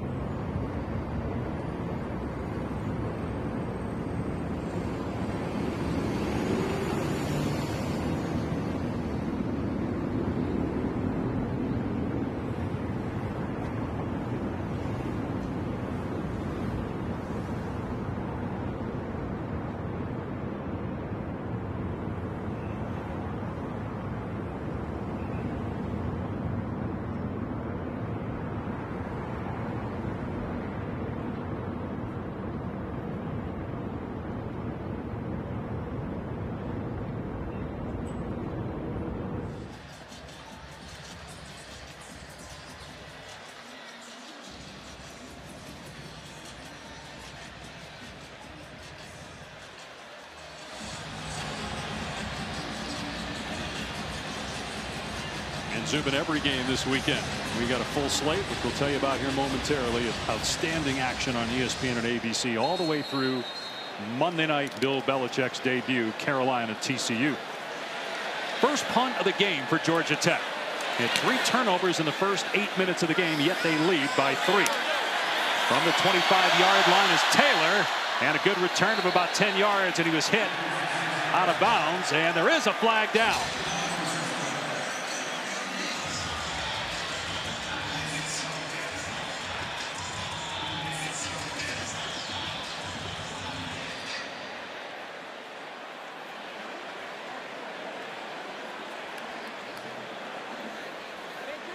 Personal foul, face mask, number 21, kicking team. 15-yard penalty will be added to the end of the kick, at the end of the run. First down. Dalen Gordon grabbing the face mask and twisting it, clearly a penalty. So here is the menu for you this weekend. Starting on ABC at noon tomorrow, Tennessee, Syracuse, and ending Monday night, TCU, UNC. Great games in between, including Bama, Florida State. 3:30 ABC. What's not to love? I love that Alabama offensive line. They've got some absolute dudes up front. And I think that's going to be the difference. Their offensive line against Florida State's defensive line. Ty Simpson making his first start. What's that look like? And then Thomas Castellanos, he was talking, a little chirping this offseason. It's going to be a good one. And everybody wondering, will Mike Norvell and Florida State bounce back? And Alabama, year 2, Kalen DeBoer, they got to get to the playoff, right, Dave? You would think there's some pressure there. Externally, certainly. It's starting to rain again here. It did not rain once the game started, but about an hour before kickoff it was pouring. Salter has Taylor wide open inside the 35, and Taylor down to the 30, dragging defenders all the way down to the 29. Gain of 21, and Colorado with one play is in business. Well, they told us about Taylor. He's going to motion out. He's just going to sit right here, and he's going to find space. Good easy throw from Caden Salter, and you see that grass out in front. Excellent burst from Kalen Taylor, the pickup after the catch. They say he is a home run threat. You saw him break some tackles there. They go back now to Welch, bouncing it to the perimeter, breaking a tackle at the 25, and scoots out around the 20. Gain of 8. Missed tackle by Gilmore on Welch. It's good blocking as well. 72. Zylan Chrysler gets out in front. Michael Welch, we've seen him run with power, a little stiff arm to the turf. But he's running strong here tonight. He's averaging almost 9 a carry. Michael Welch looks good here in the opener. Keep feeding that man the football. 62 yards. He had 4 touchdowns last year as a true freshman. 2nd and 2 from the Georgia Tech 20-yard line. Welch again. He gets hammered at the line of scrimmage, but bounces off the hit from E.J. Lightsey and picks up a first down. Good on his feet right there. Not much there initially. A little jump cut back. It's vertical north and south. Center of gravity so low. He's listed at 5'9". I'm going to take the under on that. Very compact, almost like a bowling ball. Yeah, he packs a punch for sure. He does. Just a 3-star prospect out of high school in Georgia. Not really recruited by Tech. Salter on the roll-off, jukes the defender and takes off inside the 15 and gets drilled at the 10-yard line out of bounds. And a flag comes in. Amari Harvey with the late hit at the 10-yard line.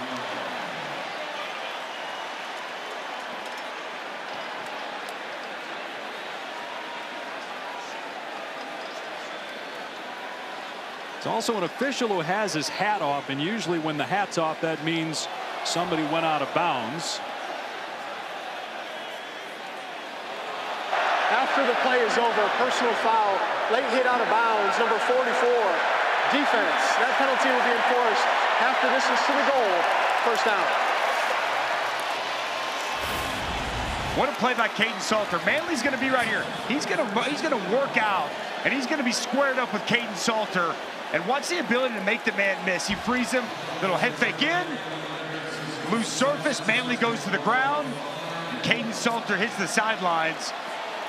You called it on Eifert, but it was Harvey that actually was later than Eifert on the hit out of bounds. Got to be smarter than that if you're Harvey there to the sidelines. So 1st and goal from the 5, and Welch wrapped up in the backfield.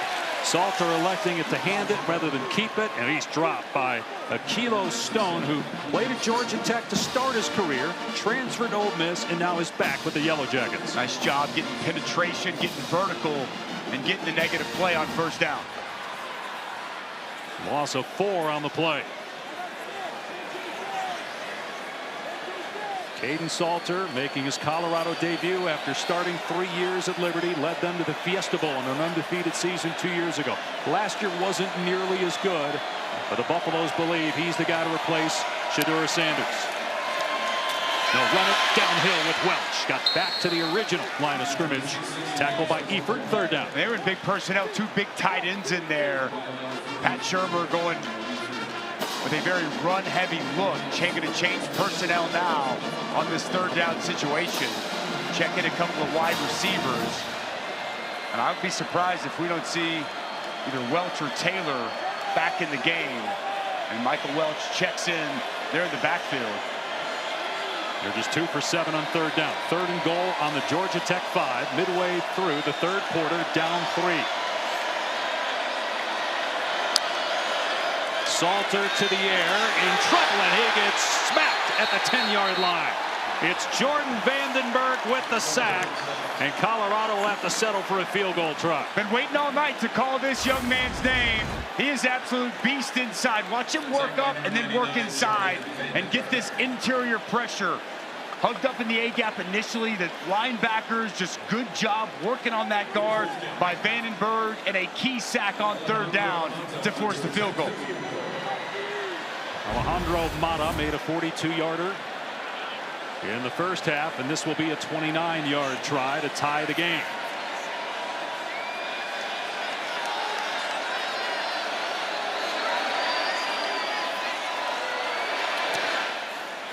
And the kick is good, and we are tied with 6 minutes to go in the 3rd here in Boulder. Well, it was a nice drive by Colorado. They worked their way down, but a big defensive stop for Jordan Vandenberg. We're all tied here in Colorado.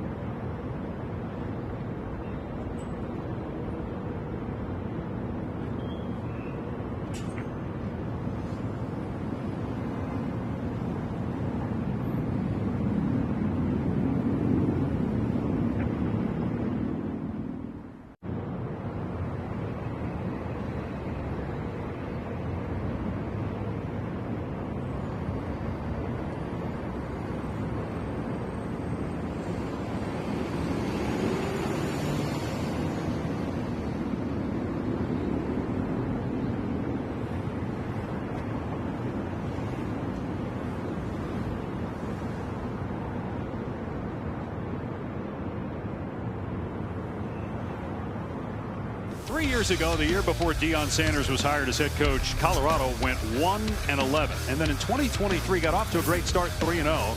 But then they lost 8 of their final 9 games. They won 9 games last year, tied for first, but lost on tiebreakers, did not play in the Big 12 title game. The last time they had consecutive winning seasons, 2004-2005. It's a Hall of Fame staff led by Deion. You got Warren Sapp. Marshall Faulk is now in his first year as the running backs coach. He really has done an outstanding job. And I think the big question was, now what? We saw what you're able to do with Shedeur, with Travis Hunter. What's it going to look like now? It's 13-13, 6 to go in the 3rd quarter, and I like what I'm seeing, some aspects of this team that we did not see in those previous 2 years. Going to be another touchback. There are several other former NFL players on the staff. Domata Pecco, who was a long-time defensive lineman. 15 years in the NFL, 8-time captain. They bring him in to be that defensive line coach with Warren Sapp.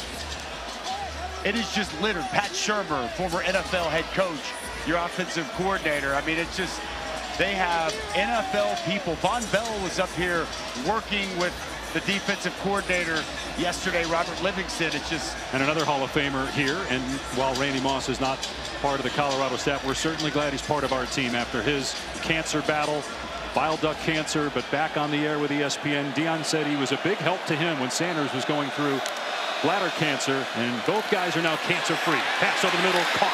It's Luke Harpring and his dad, Matt, former NBA standout, more than 10 years in the league, gain of 13.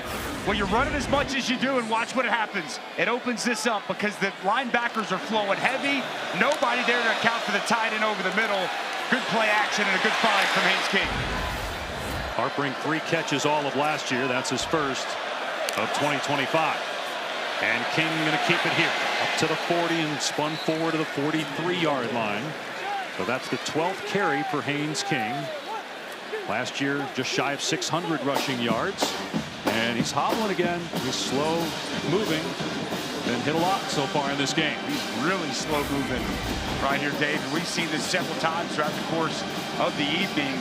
London Merritt, the true freshman, takes him down. Oh, I think he got hit.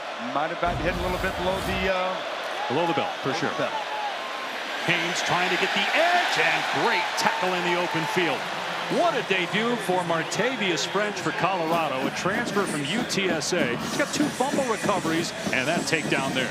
Love the way he worked his way down the line of scrimmage, continued to stay in perfect position, and a nice tackle for the loss. King on 3rd down and 6. Colorado bringing pressure. King's pass is caught, and close to the line to gain is Harpring because he fell on Johnson. He wasn't down. He fell on the opponent and therefore was still alive and got really close to the first down at the 48-yard line. Well, I expect they're going to go for this if it is short. It is a first down. They just signaled. Moving it. It's a nice job by Harpring. Second play on this series, and you're exactly right, Mr. Pash, as he falls on top of Johnson. I don't see, did that left knee go down initially? Didn't look like it. They're going to review it. Our first review. Extended review anyway. Back in a moment with 4:03 to go in the 3rd quarter.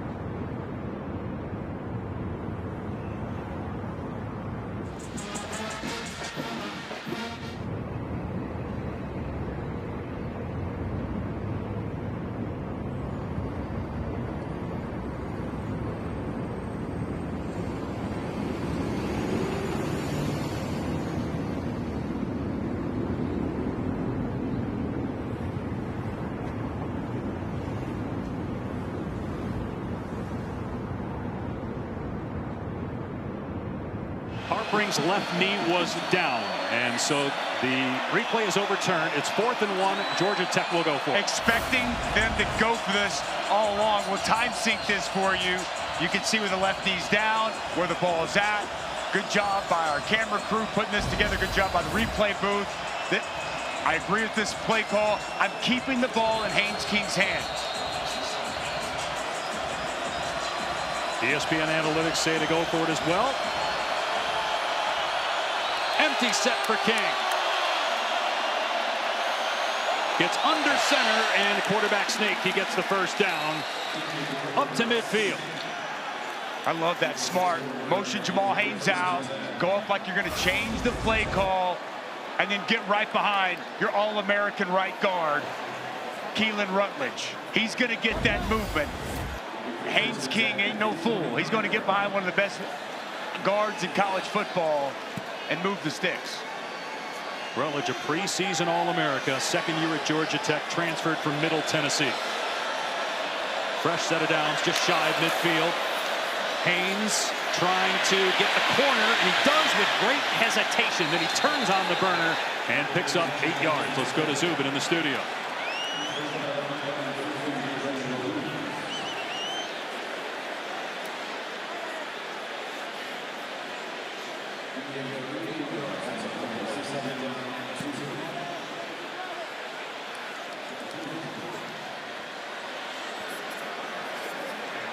And well, after Army had that incredible year last season. The American Conference champion, their first year in the league, and now they lose to Tarleton State. Had a big upset last night with Boise, ranked 25th, and blown out by South Florida. Big hit in the backfield. Haynes runs right into the waiting arms of Amari McNeil.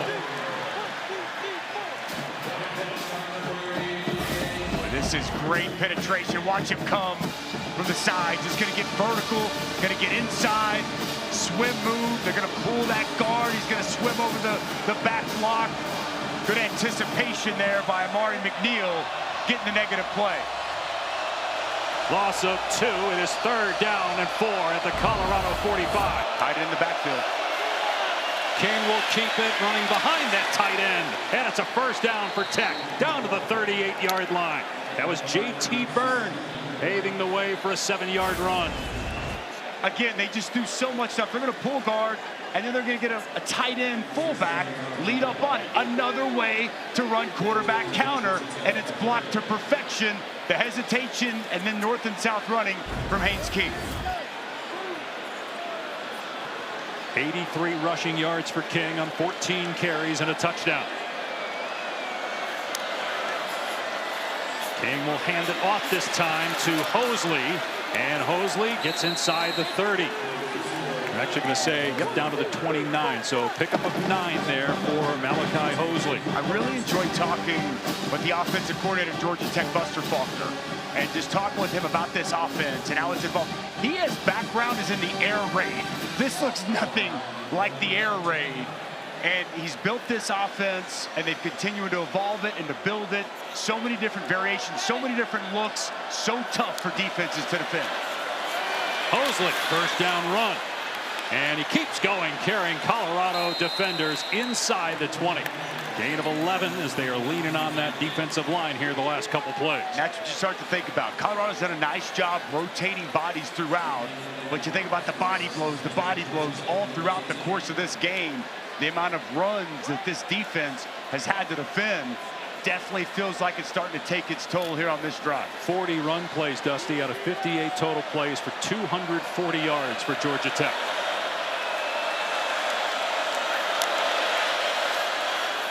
King will keep it, cuts it back inside the 10, and King into the end zone. Georgia Tech retakes the lead with a King touchdown.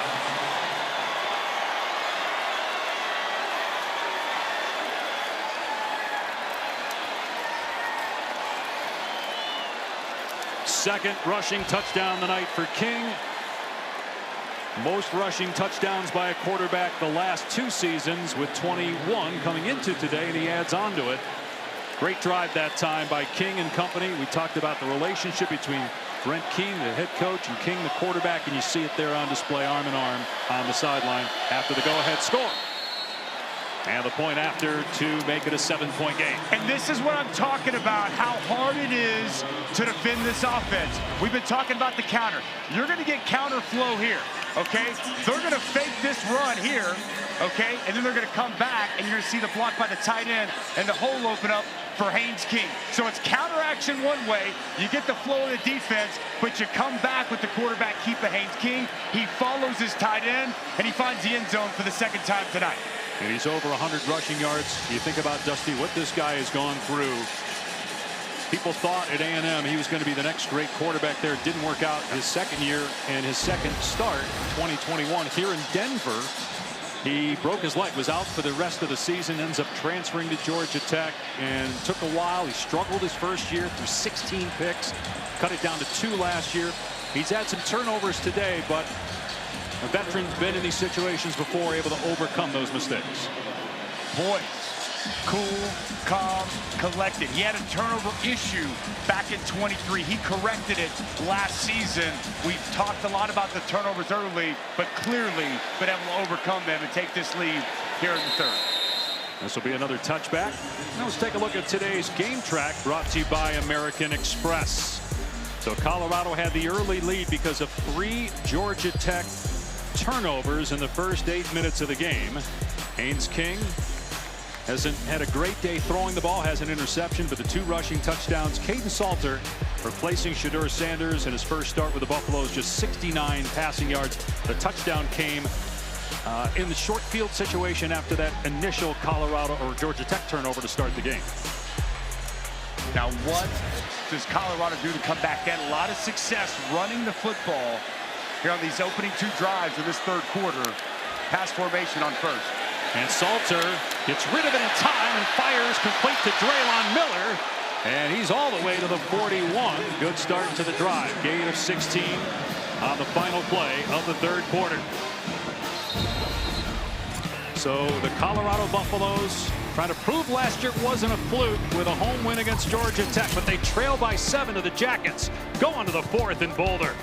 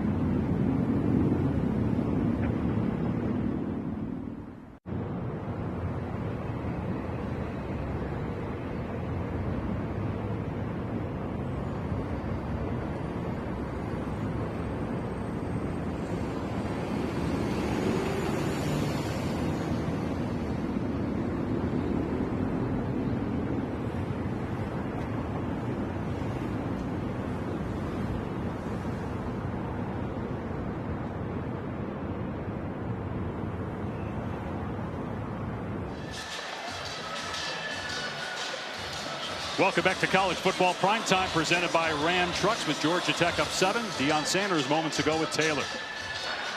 Coach, Georgia Tech able to regain the lead with a rushing touchdown. How do you slow down their rushing attack? You got to go get them. They're running the heck out of the ball. The quarterback is making some great decisions. We got to be physical and go get them, but also we got to score. We got to score.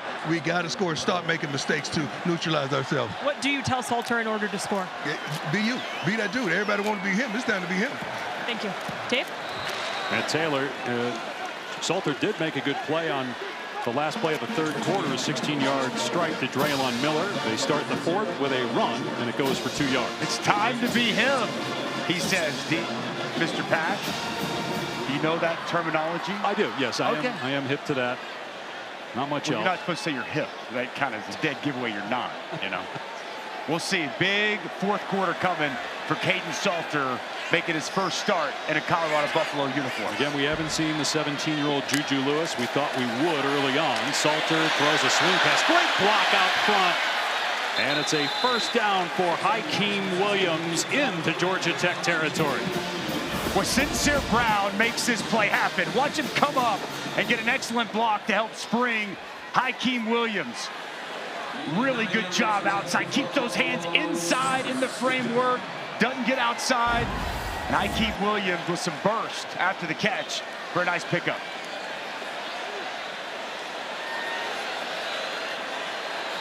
Gain of 11 now at the 48-yard line of Georgia Tech. Salter, this is going to be a second pass, but in trouble is Joseph Williams, and his pass is incomplete. Just try to get rid of it with defenders closing in. So they're going for the trick play. Both players downfield were covered. They're going to try to hit this down the field, and to your point, Dave, it is not there. Try to go with the double pass, and it's covered extremely well.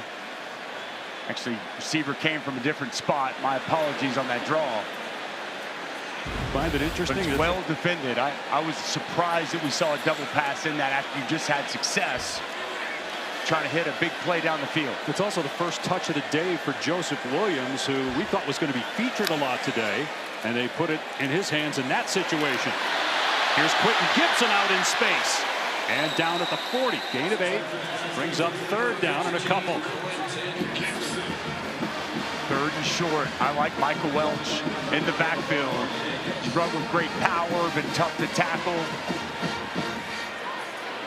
This is 4-down territory. If you're sitting here looking at this and you're Pat Shermer, I'm sure he's already checked with Coach Sanders. Get 2 downs to work with to get these 3 yards. From the 41-yard line of Georgia Tech, third down and 3.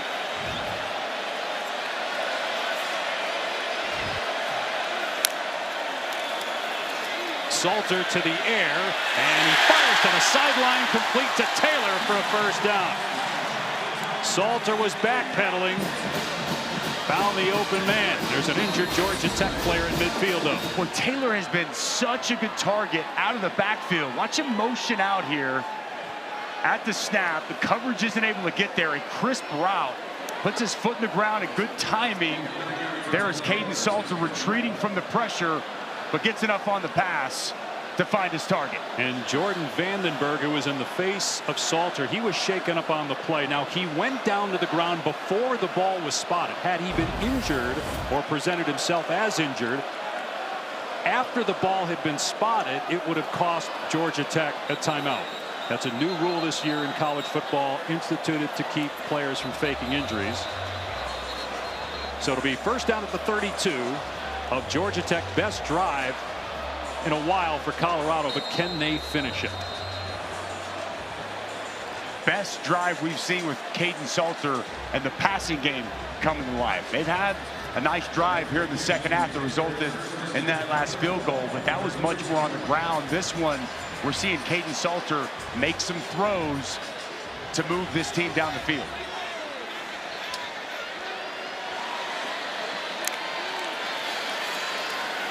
And a quick pass down the sideline to the tight end, Zach Atkins. That was a beautiful play call by Pat Shermer.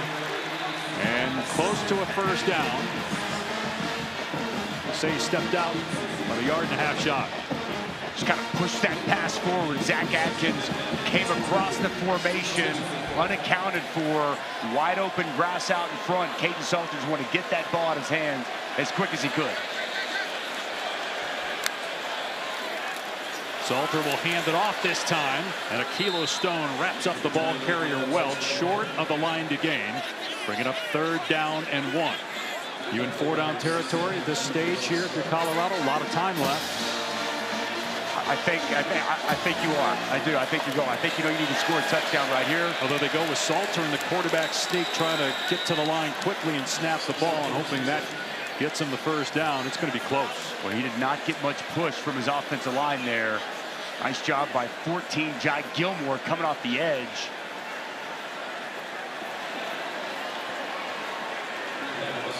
He's short, 4th down. They're keeping the offense out there. I think you got to look to go for it here. We talked about rebuilding this offensive line, the physicality it has. Do you run the same thing? Do you just put the quarterback under center and let Salter do the work? Yes. And you give it to your big back Welch? No, I go right back to it. They will, and Salter got hit right at the line of scrimmage. He powers forward with a second effort, and it's going to be really close. I think he got it. I think he got it. Second effort. Yeah, Jai Gilmore was in there with the initial hit, but Salter bounced off of it somehow. Jai Gilmore is going to come off this edge here. But you're going to see Caden Salter keep those legs turning, and he backs up, and he gets enough for the second effort. So a fresh set of downs on the Georgia Tech 22. Colorado down 7, nearing 10 minutes to go.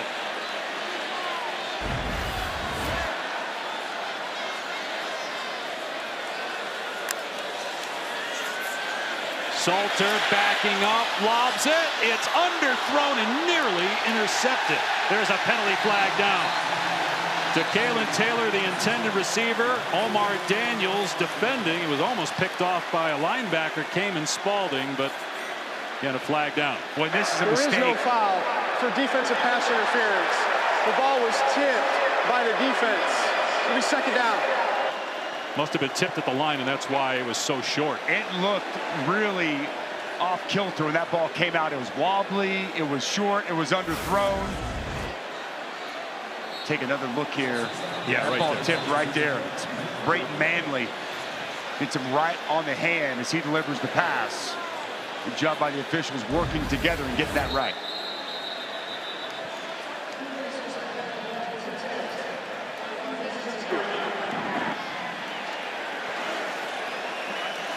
They're going to look at it. Did Manley hit his arm, or did he hit the ball? That's apparently what they're going to look at here to see if indeed it was tipped. If not, it'll be pass interference. I thought he hit it.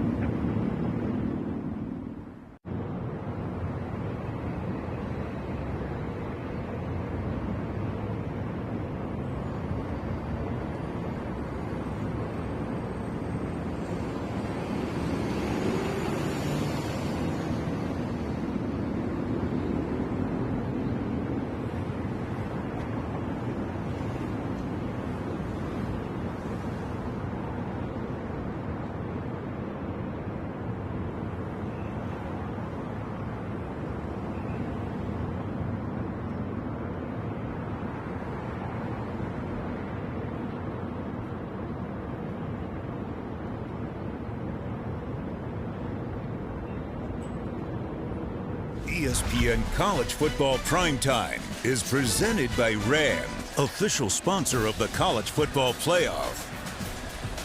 So ruling on the field is upheld. Let's bring in our rules expert, Matt Austin, to explain this. Matt?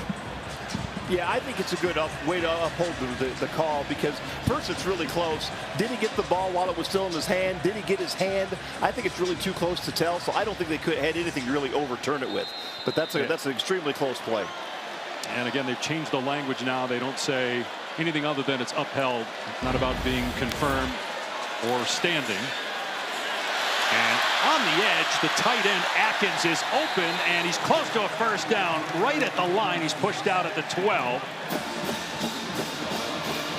See where they spot it, whether it's 3rd and 1 or 1st and 10. Well, no flat player there for this Georgia Tech defense. Zach Atkins left all alone, and a good find from Caden Salter. Salter, this is arguably his best series right now. Again, a lot of experience. That's what Coach Prime told us yesterday separated him from the youngster Juju Lewis, and why he went with Salter as a starting quarterback. 3-year starter at Liberty.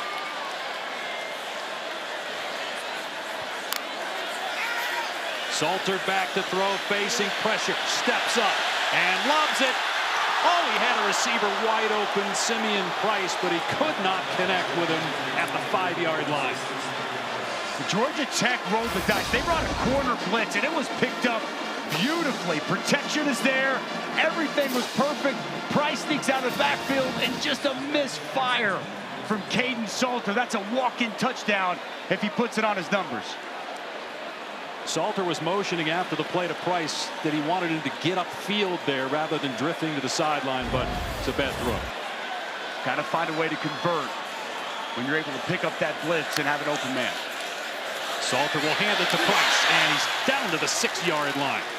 Gain of 6. It'll bring up 3rd down. You got 9 minutes to go. If you're Pat Shurmur, the play caller, you in 4-down territory at this stage? I think it just depends on what you get on this play. If you don't get anything, you probably set up for the field goal. If it's 2 or less, maybe it's different. I think you're looking to try to pick up this 1st down if you're Pat Shurmur. Again, they can get a 1st down before getting into the end zone. It's 3rd down and 5. Shurmur spent 24 years in the NFL. Head coach with the Browns and Giants in his 2nd season here in Boulder as the play caller. Salter to the air with time, spinning the ball in his hand, now stepping up, gets away from pressure and scores. Touchdown. No, they're going to mark him down at the 1. Another official came in, emphatically said he is down at the 1. The Buffaloes are celebrating, but it's going to be 1st and goal. The kicking team's on the field, but they got to take them off to get the offense back out there. Did he get that ball across? Where's the knee? Where's the shin? Nothing's down yet. I think that's a touchdown. Well, again, the entire Colorado sideline thought it was. The kicking team was out there. I'm shocked they're not going to look at this. Yeah, they're going to have to. They're going to have to. I think he's in. The shin Previous is up. play of the runner short of the goal line is under further review. Shins up, knees up, ball across the goal line. That looks like a touchdown for Caden Salter in Colorado. Well, one official was very emphatic saying he was down, but looking at that video replay does not appear to be. It does appear that there's clear and obvious video evidence to say that the call on the field's wrong and that that's a touchdown. Where is that ankle shin? We're going to watch the right ankle and shin as he comes. It's up, it's up. That ball looks over. I mean, once it hits, that ball looks like it's over the goal line to me, Dave. Just got to get the nose of the ball over the front of the plane before you're down. And that left ankle's up. Right there. It's still up there. The right hip. Hard to tell if it's down or not there, but at that point, the ball's across. Yeah. And again, Colorado's celebrating. The kicking team's on the field for the extra point, and there's one lone official there pointing to the ground saying he's down. What a job by Caden Salter. 3rd down, 5. It's zone coverage. There's space there. He identifies it. Pass rush lanes open up. You see that burst and acceleration he has, and it's a race to the goal line, and a race that I sure feel confident Caden Salter won. Regardless, it's a 1st down. Even if he doesn't score, it's 1st and goal inside the 1, but I think it's a touchdown. The runner breaks the goal line. Touchdown. A touchdown pass, and now a touchdown run for Caden Salter. Colorado's first touchdown since 3 minutes into the game. Coach Sanders said to Taylor, go be him. And that's exactly what he was on that drive, making plays with his arm, making plays with his legs, and giving Alejandro Mata the chance to tie this game up at 20 apiece. 7-minute drive by Colorado, capped by the Salter scamper with 8:04 to go. And Mata has it blocked, but it got over the crossbar, and it's good. That got deflected, but still had enough to go in. Wow. That ball snuck in over the upright to tie this game up. Here's the touchdown. Go ahead and freeze it right here, guys. Big lane opens up. They're in zone coverage. Everybody's there. It's a foot race to the end zone. One that Caden Salter's going to win. He sees green grass. He's going to take it to the house. It's the 4th quarter. We're tied up here in Boulder.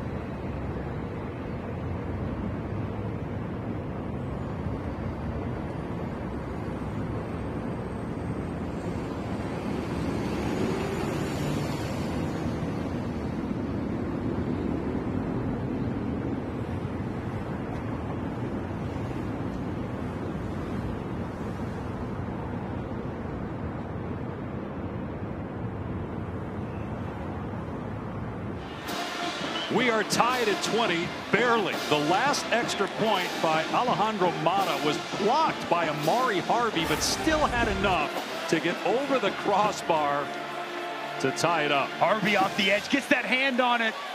But you see that ball just sneaks in over the upright.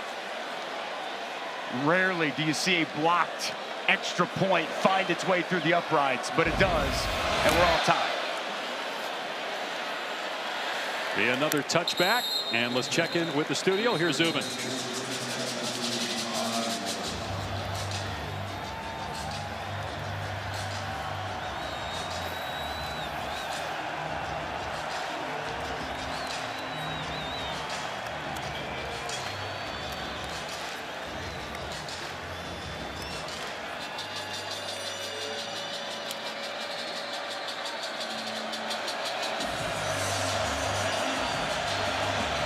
And this Zubin setting up to be a great finish here in Boulder. Haynes King on a little roll-up, dumps it off to Haynes, a ton of room. Haynes past midfield and out of bounds at about the 47-yard line. Somehow he got lost.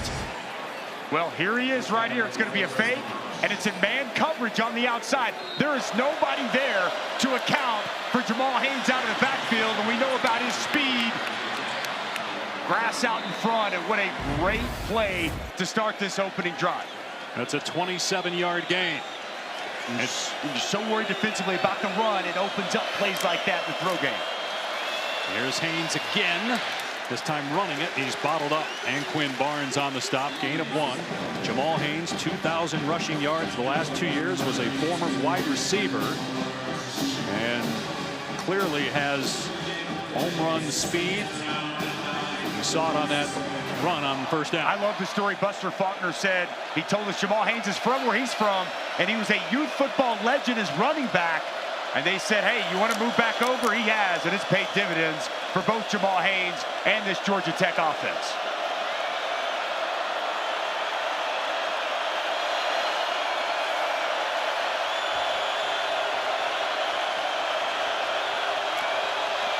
King, short pass, but a stoppage. A timeout called by Georgia Tech. Prior to the snap, Georgia Tech calls first charge. Timeout. 2 timeouts left for each team, plus the 2-minute timeout.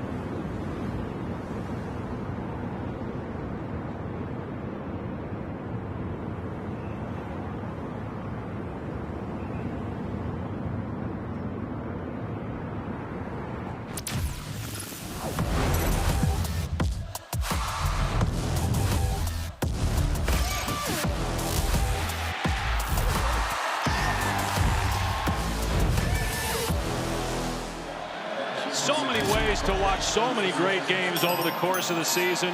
What a great start to opening weekend of the 2025 season. Those are the games next up, starting in Atlanta with Tennessee-Syracuse on ABC. 2nd and 9 for Georgia Tech in Colorado territory. Haynes King back to throw over the middle. It is caught And an ankle tackle broken, and finally Isaiah Canyon goes down after a short gain. 3 turnovers early on by Georgia Tech, but Colorado scored just 7 points off of those turnovers. Haynes King gave Georgia Tech a 7-point lead, but Caden Salter just scored on the last possession to tie it up. And a crucial 3rd down here with Georgia Tech on the move. We haven't said the name Eric Rivers in a while. The FIU transfer they brought in to be their go-to guy. Can they find him here in a big spot? And Malik Rutherford, their leading receiver, he has not played since the first quarter. A ton of movement that time. Flags fly. Haynes King came away from the center that time. Center moved it. Center moved the ball abruptly.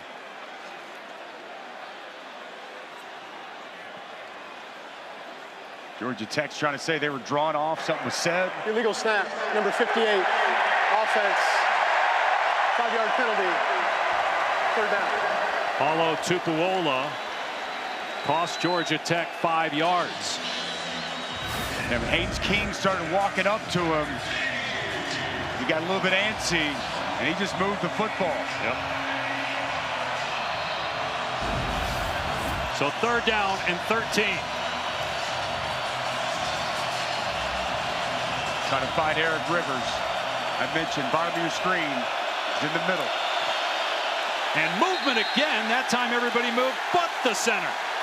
Wow. Wow. 8th penalty on Tech. Back-to-back 5-yard penalty. Number 72, offense, 5-yard penalty, 3rd down. And man, it's loud in here. That's having an impact. You got to give this crowd so much credit, because right now they can't hear anything. The center's flustered. He doesn't know what's going on, doesn't know what to do.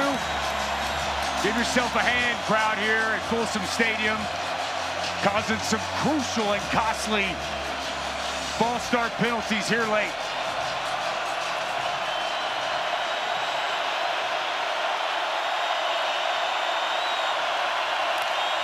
Third down and 18. King facing a 4-man rush, airs it out and incomplete. And boy, was he open. Brett Seither, the tight end, would have had a first down, but could not come up with the catch. Well, he is wide open. Seither is going to come from right here, and no one's going to account for him. And this is just a misfire from Haynes King. Got him open as he works to the outside, runs a good route, puts that on his numbers. They convert on a big 3rd down. Instead, punt team up. Caden Salter going to get the ball back in his hands. Marshall Nichols will boot it away, and he just got rid of it at the last second. And the fair catch made at the 10-yard line with 5:20 to go. Colorado ball and a tie game. Take a look at this week's college football rankings brought to you by Verbo. Huge one in Columbus. College Game Day will be there for Lee Corso's final show. Texas, Ohio State, Notre Dame, Miami, Sunday night ABC as well. At Texas, Ohio State, the debut of Arch Manning. First road start. He started 2 games last season, but now he's the guy. I think the Texas defense, the best unit in that game. And Julian Sand will make his first start. I lean Texas in that game as much as anything because I trust that Texas defense more than any other unit that'll take the field tomorrow in Columbus. So it seems like you agree with the rankings. There are a lot of people that feel Texas should not have been ranked #1. Well, that's a different story. I'd have Clemson #1 in my rankings, but as far as that game goes, okay, I think Texas is going to win a close knockdown dragout. Well, Caden Salter coming off his best drive of the night. Takes over on his 11-yard line. And he'll throw on 1st down. Dump off to Welch. And he's past the 15.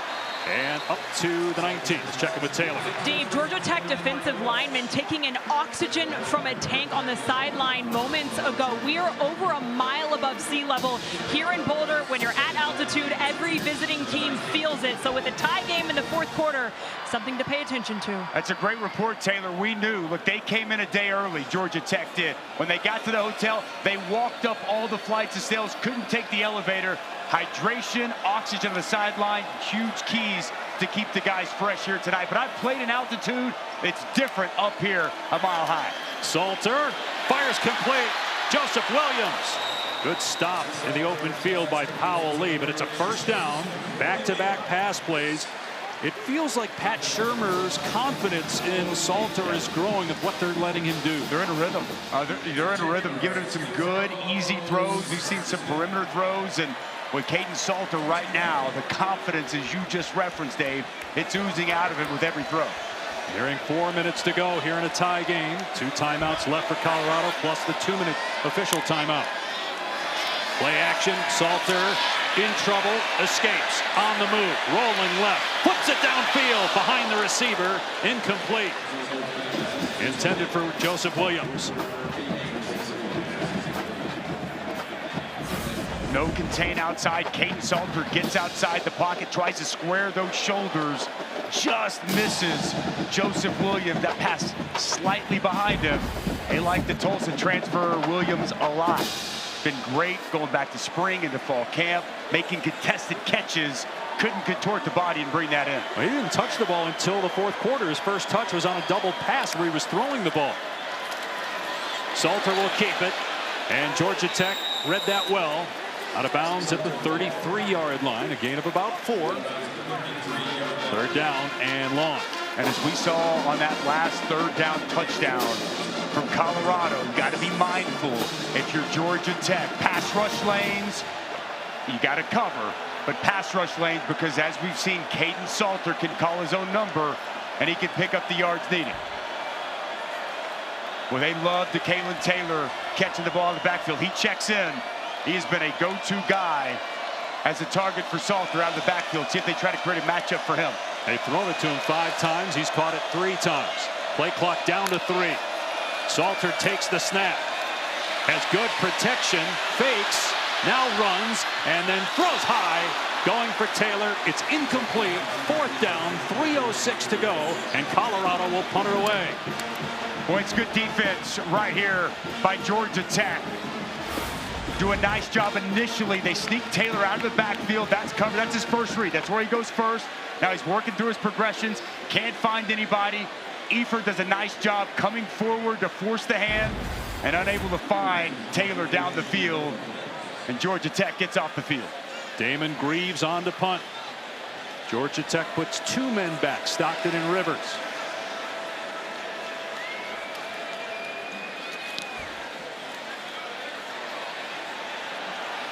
Fielded at the 19-yard line. And Rivers with room past the 35, wrapped up and stopped at the 39 with 2:52 to go. Take a look at our dynamic play of the game, presented by T. Rowe Price. Well, it was turnovers early. A missed exchange from Haynes King and Jamal Haynes, and a high snap over the head. 3rd possession, penetration, pressure on Haynes King at his legs. Forces a pass he didn't need to, and it's DJ McKinney with the big interception. But then as things came along, they found their way. They started to run the football with a lot of effectiveness. Haynes King with his 2nd half touchdown run, only to be matched the next drive by Kaidon Salter as he sees some green grass and he finds the end zone. And back-to-back punts after that, and we're here with under 3 to play, and Tech has the ball. Haynes King will keep it, running to the left, turns it upfield and out of bounds at the 44-yard line. That's 5 yards, which will put King over 100 yards rushing on the day. Hobbling a little bit. We've seen that throughout tonight. And they anticipated this. Buster Faulkner said tomorrow night, we talked to him yesterday, might be a 20-carry game for Haynes King. That is 16th carry in this ball game, as now the All-American offensive guard, Keelan Rutledge, down on the field.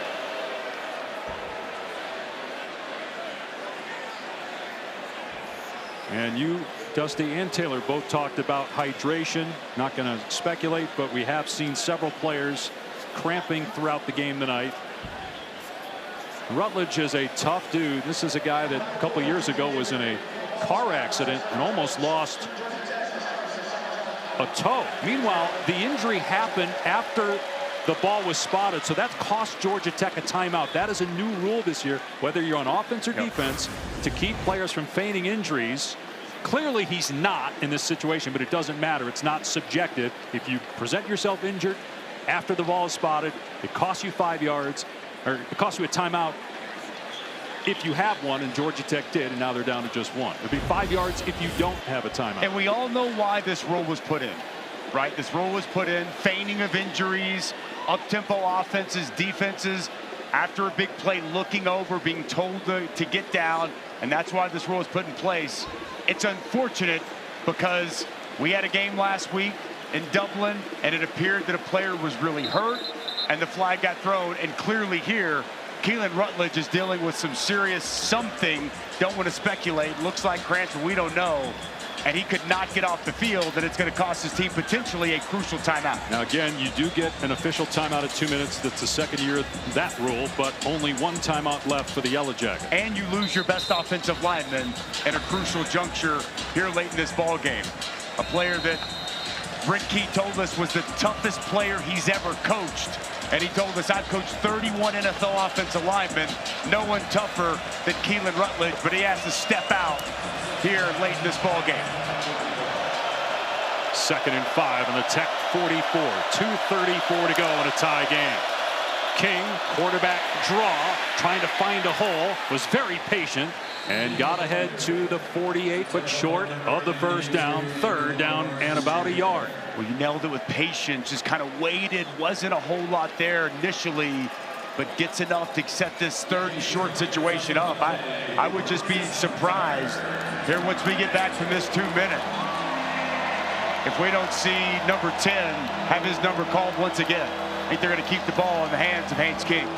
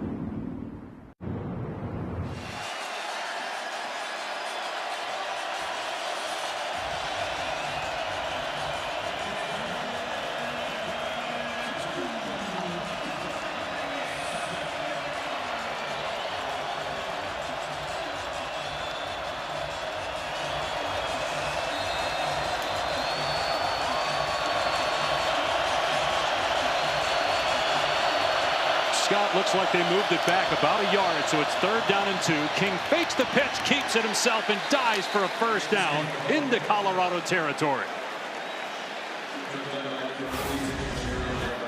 Well, like we've talked about a lot tonight, now they're going to pull backside guard and the tight end.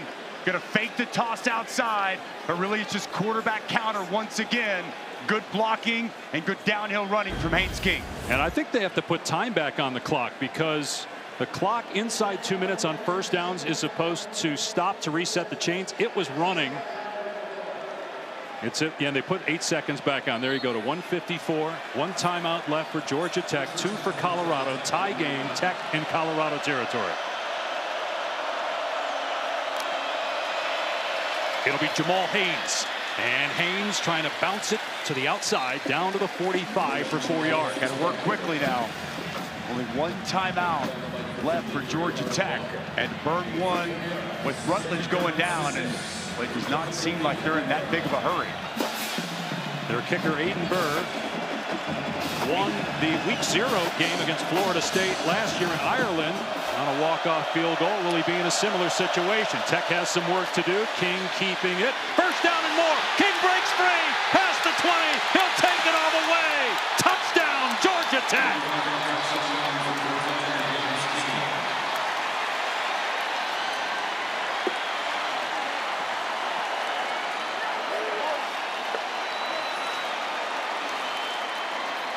Rushing touchdown for King, who has looked shaken up and exhausted throughout tonight's game. He's got 19 carries for 156 yards, and he gives the Yellow Jackets the lead with 1:07 to go.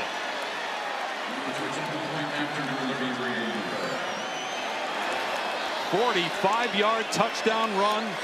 Burr on for the extra point. And it's a 7-point lead on the road for Georgia Tech. Well, it's what we've talked about from the onset of this game. Watch the blocking up front. And again, it's the same play they ran on 3rd and short. Going to fake the toss, and it's going to be a counter. Down block, down block. They're going to pull backside guard. They're going to pull the tight end. And it's going to work once again to perfection. They get up on those second-level players. Haynes King lowers the shoulder, sees open grass, and he's off to pay dirt. What a performance from Haynes King in this rushing attack of Georgia Tech. They've continued to pound the rock, pound the rock, pound the rock. His 19th carry of the game, now 156 yards and 3 touchdowns. We knew he was tough, Dave Pasch, but he's showing a whole nother level of toughness tonight. He's been banged up and kind of limping, hobbling along since quarter number 1, and here he is at his best when his team needs it the most late in this ballgame. Enough time for Colorado with 2 timeouts, 1:07 to go, but they're going to have to go the length of the field.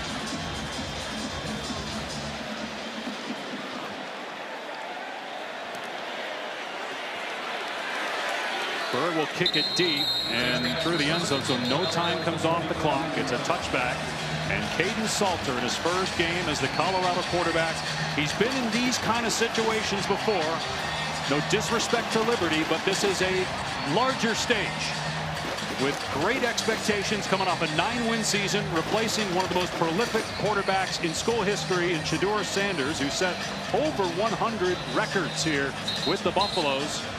Can he lead his team down the field to either tie or win it in the final second? The last time Haynes King led his offense down and ran one in, Caden Salter matched that with his own rushing touchdown. We'll see if he can do it here again. Minute 7 with 2 timeouts in his pocket.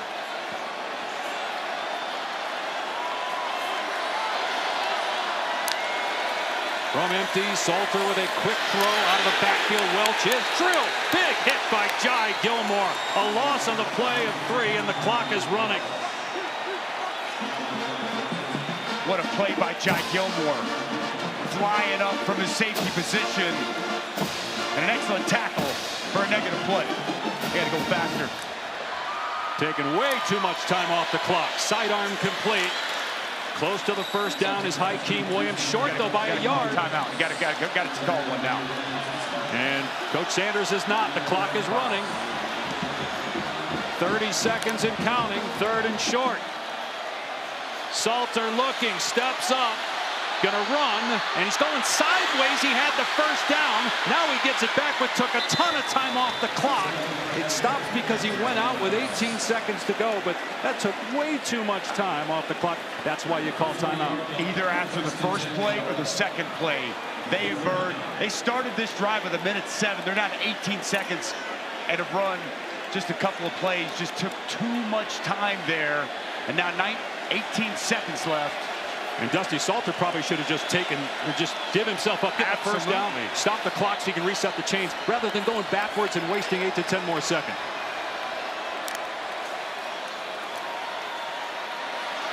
Salter got to get rid of it. Clock running. Salter airing it out deep. There's a receiver down there. Almost caught up to it. Draylon Miller, but it's incomplete with 8 seconds to go. It feels like a little bit of panic mode there. 18 seconds, trying to push the ball all the way down the field to find Draylon Miller. You got 2 timeouts in your pocket. They haven't even used them. Don't want to finish a game like this in a clock situation with timeouts in your pocket.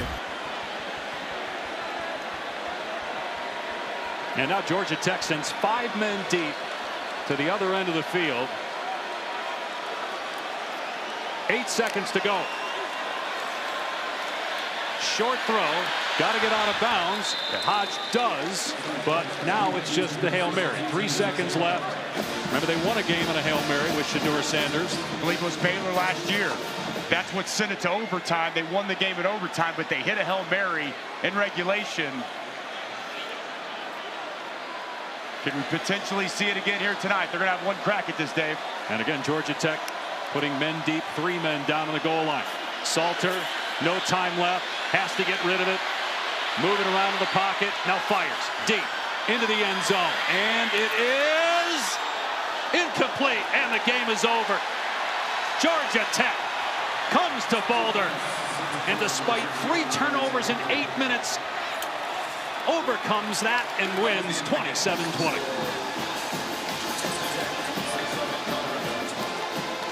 What a ball game. What a fight. Haynes King with a career-high 156 yards rushing. And the game-winning touchdown as we take one last look. Ball up high in the air. Daquan White goes up, trying to just knock it down. Miller can't bring it in. Big win for Georgia Tech. And a shout out to our producer, Brian Boyle. This last game tonight, going upstairs to management. We'll miss you, Boiler. For Dusty Dvorak, Taylor McGregor, Dave Pasch saying so long from Boulder. Scott Van Pelt's got a ton of stuff coming up, looking ahead to a great weekend of college football and the Micah Parsons trade coming up with SVP.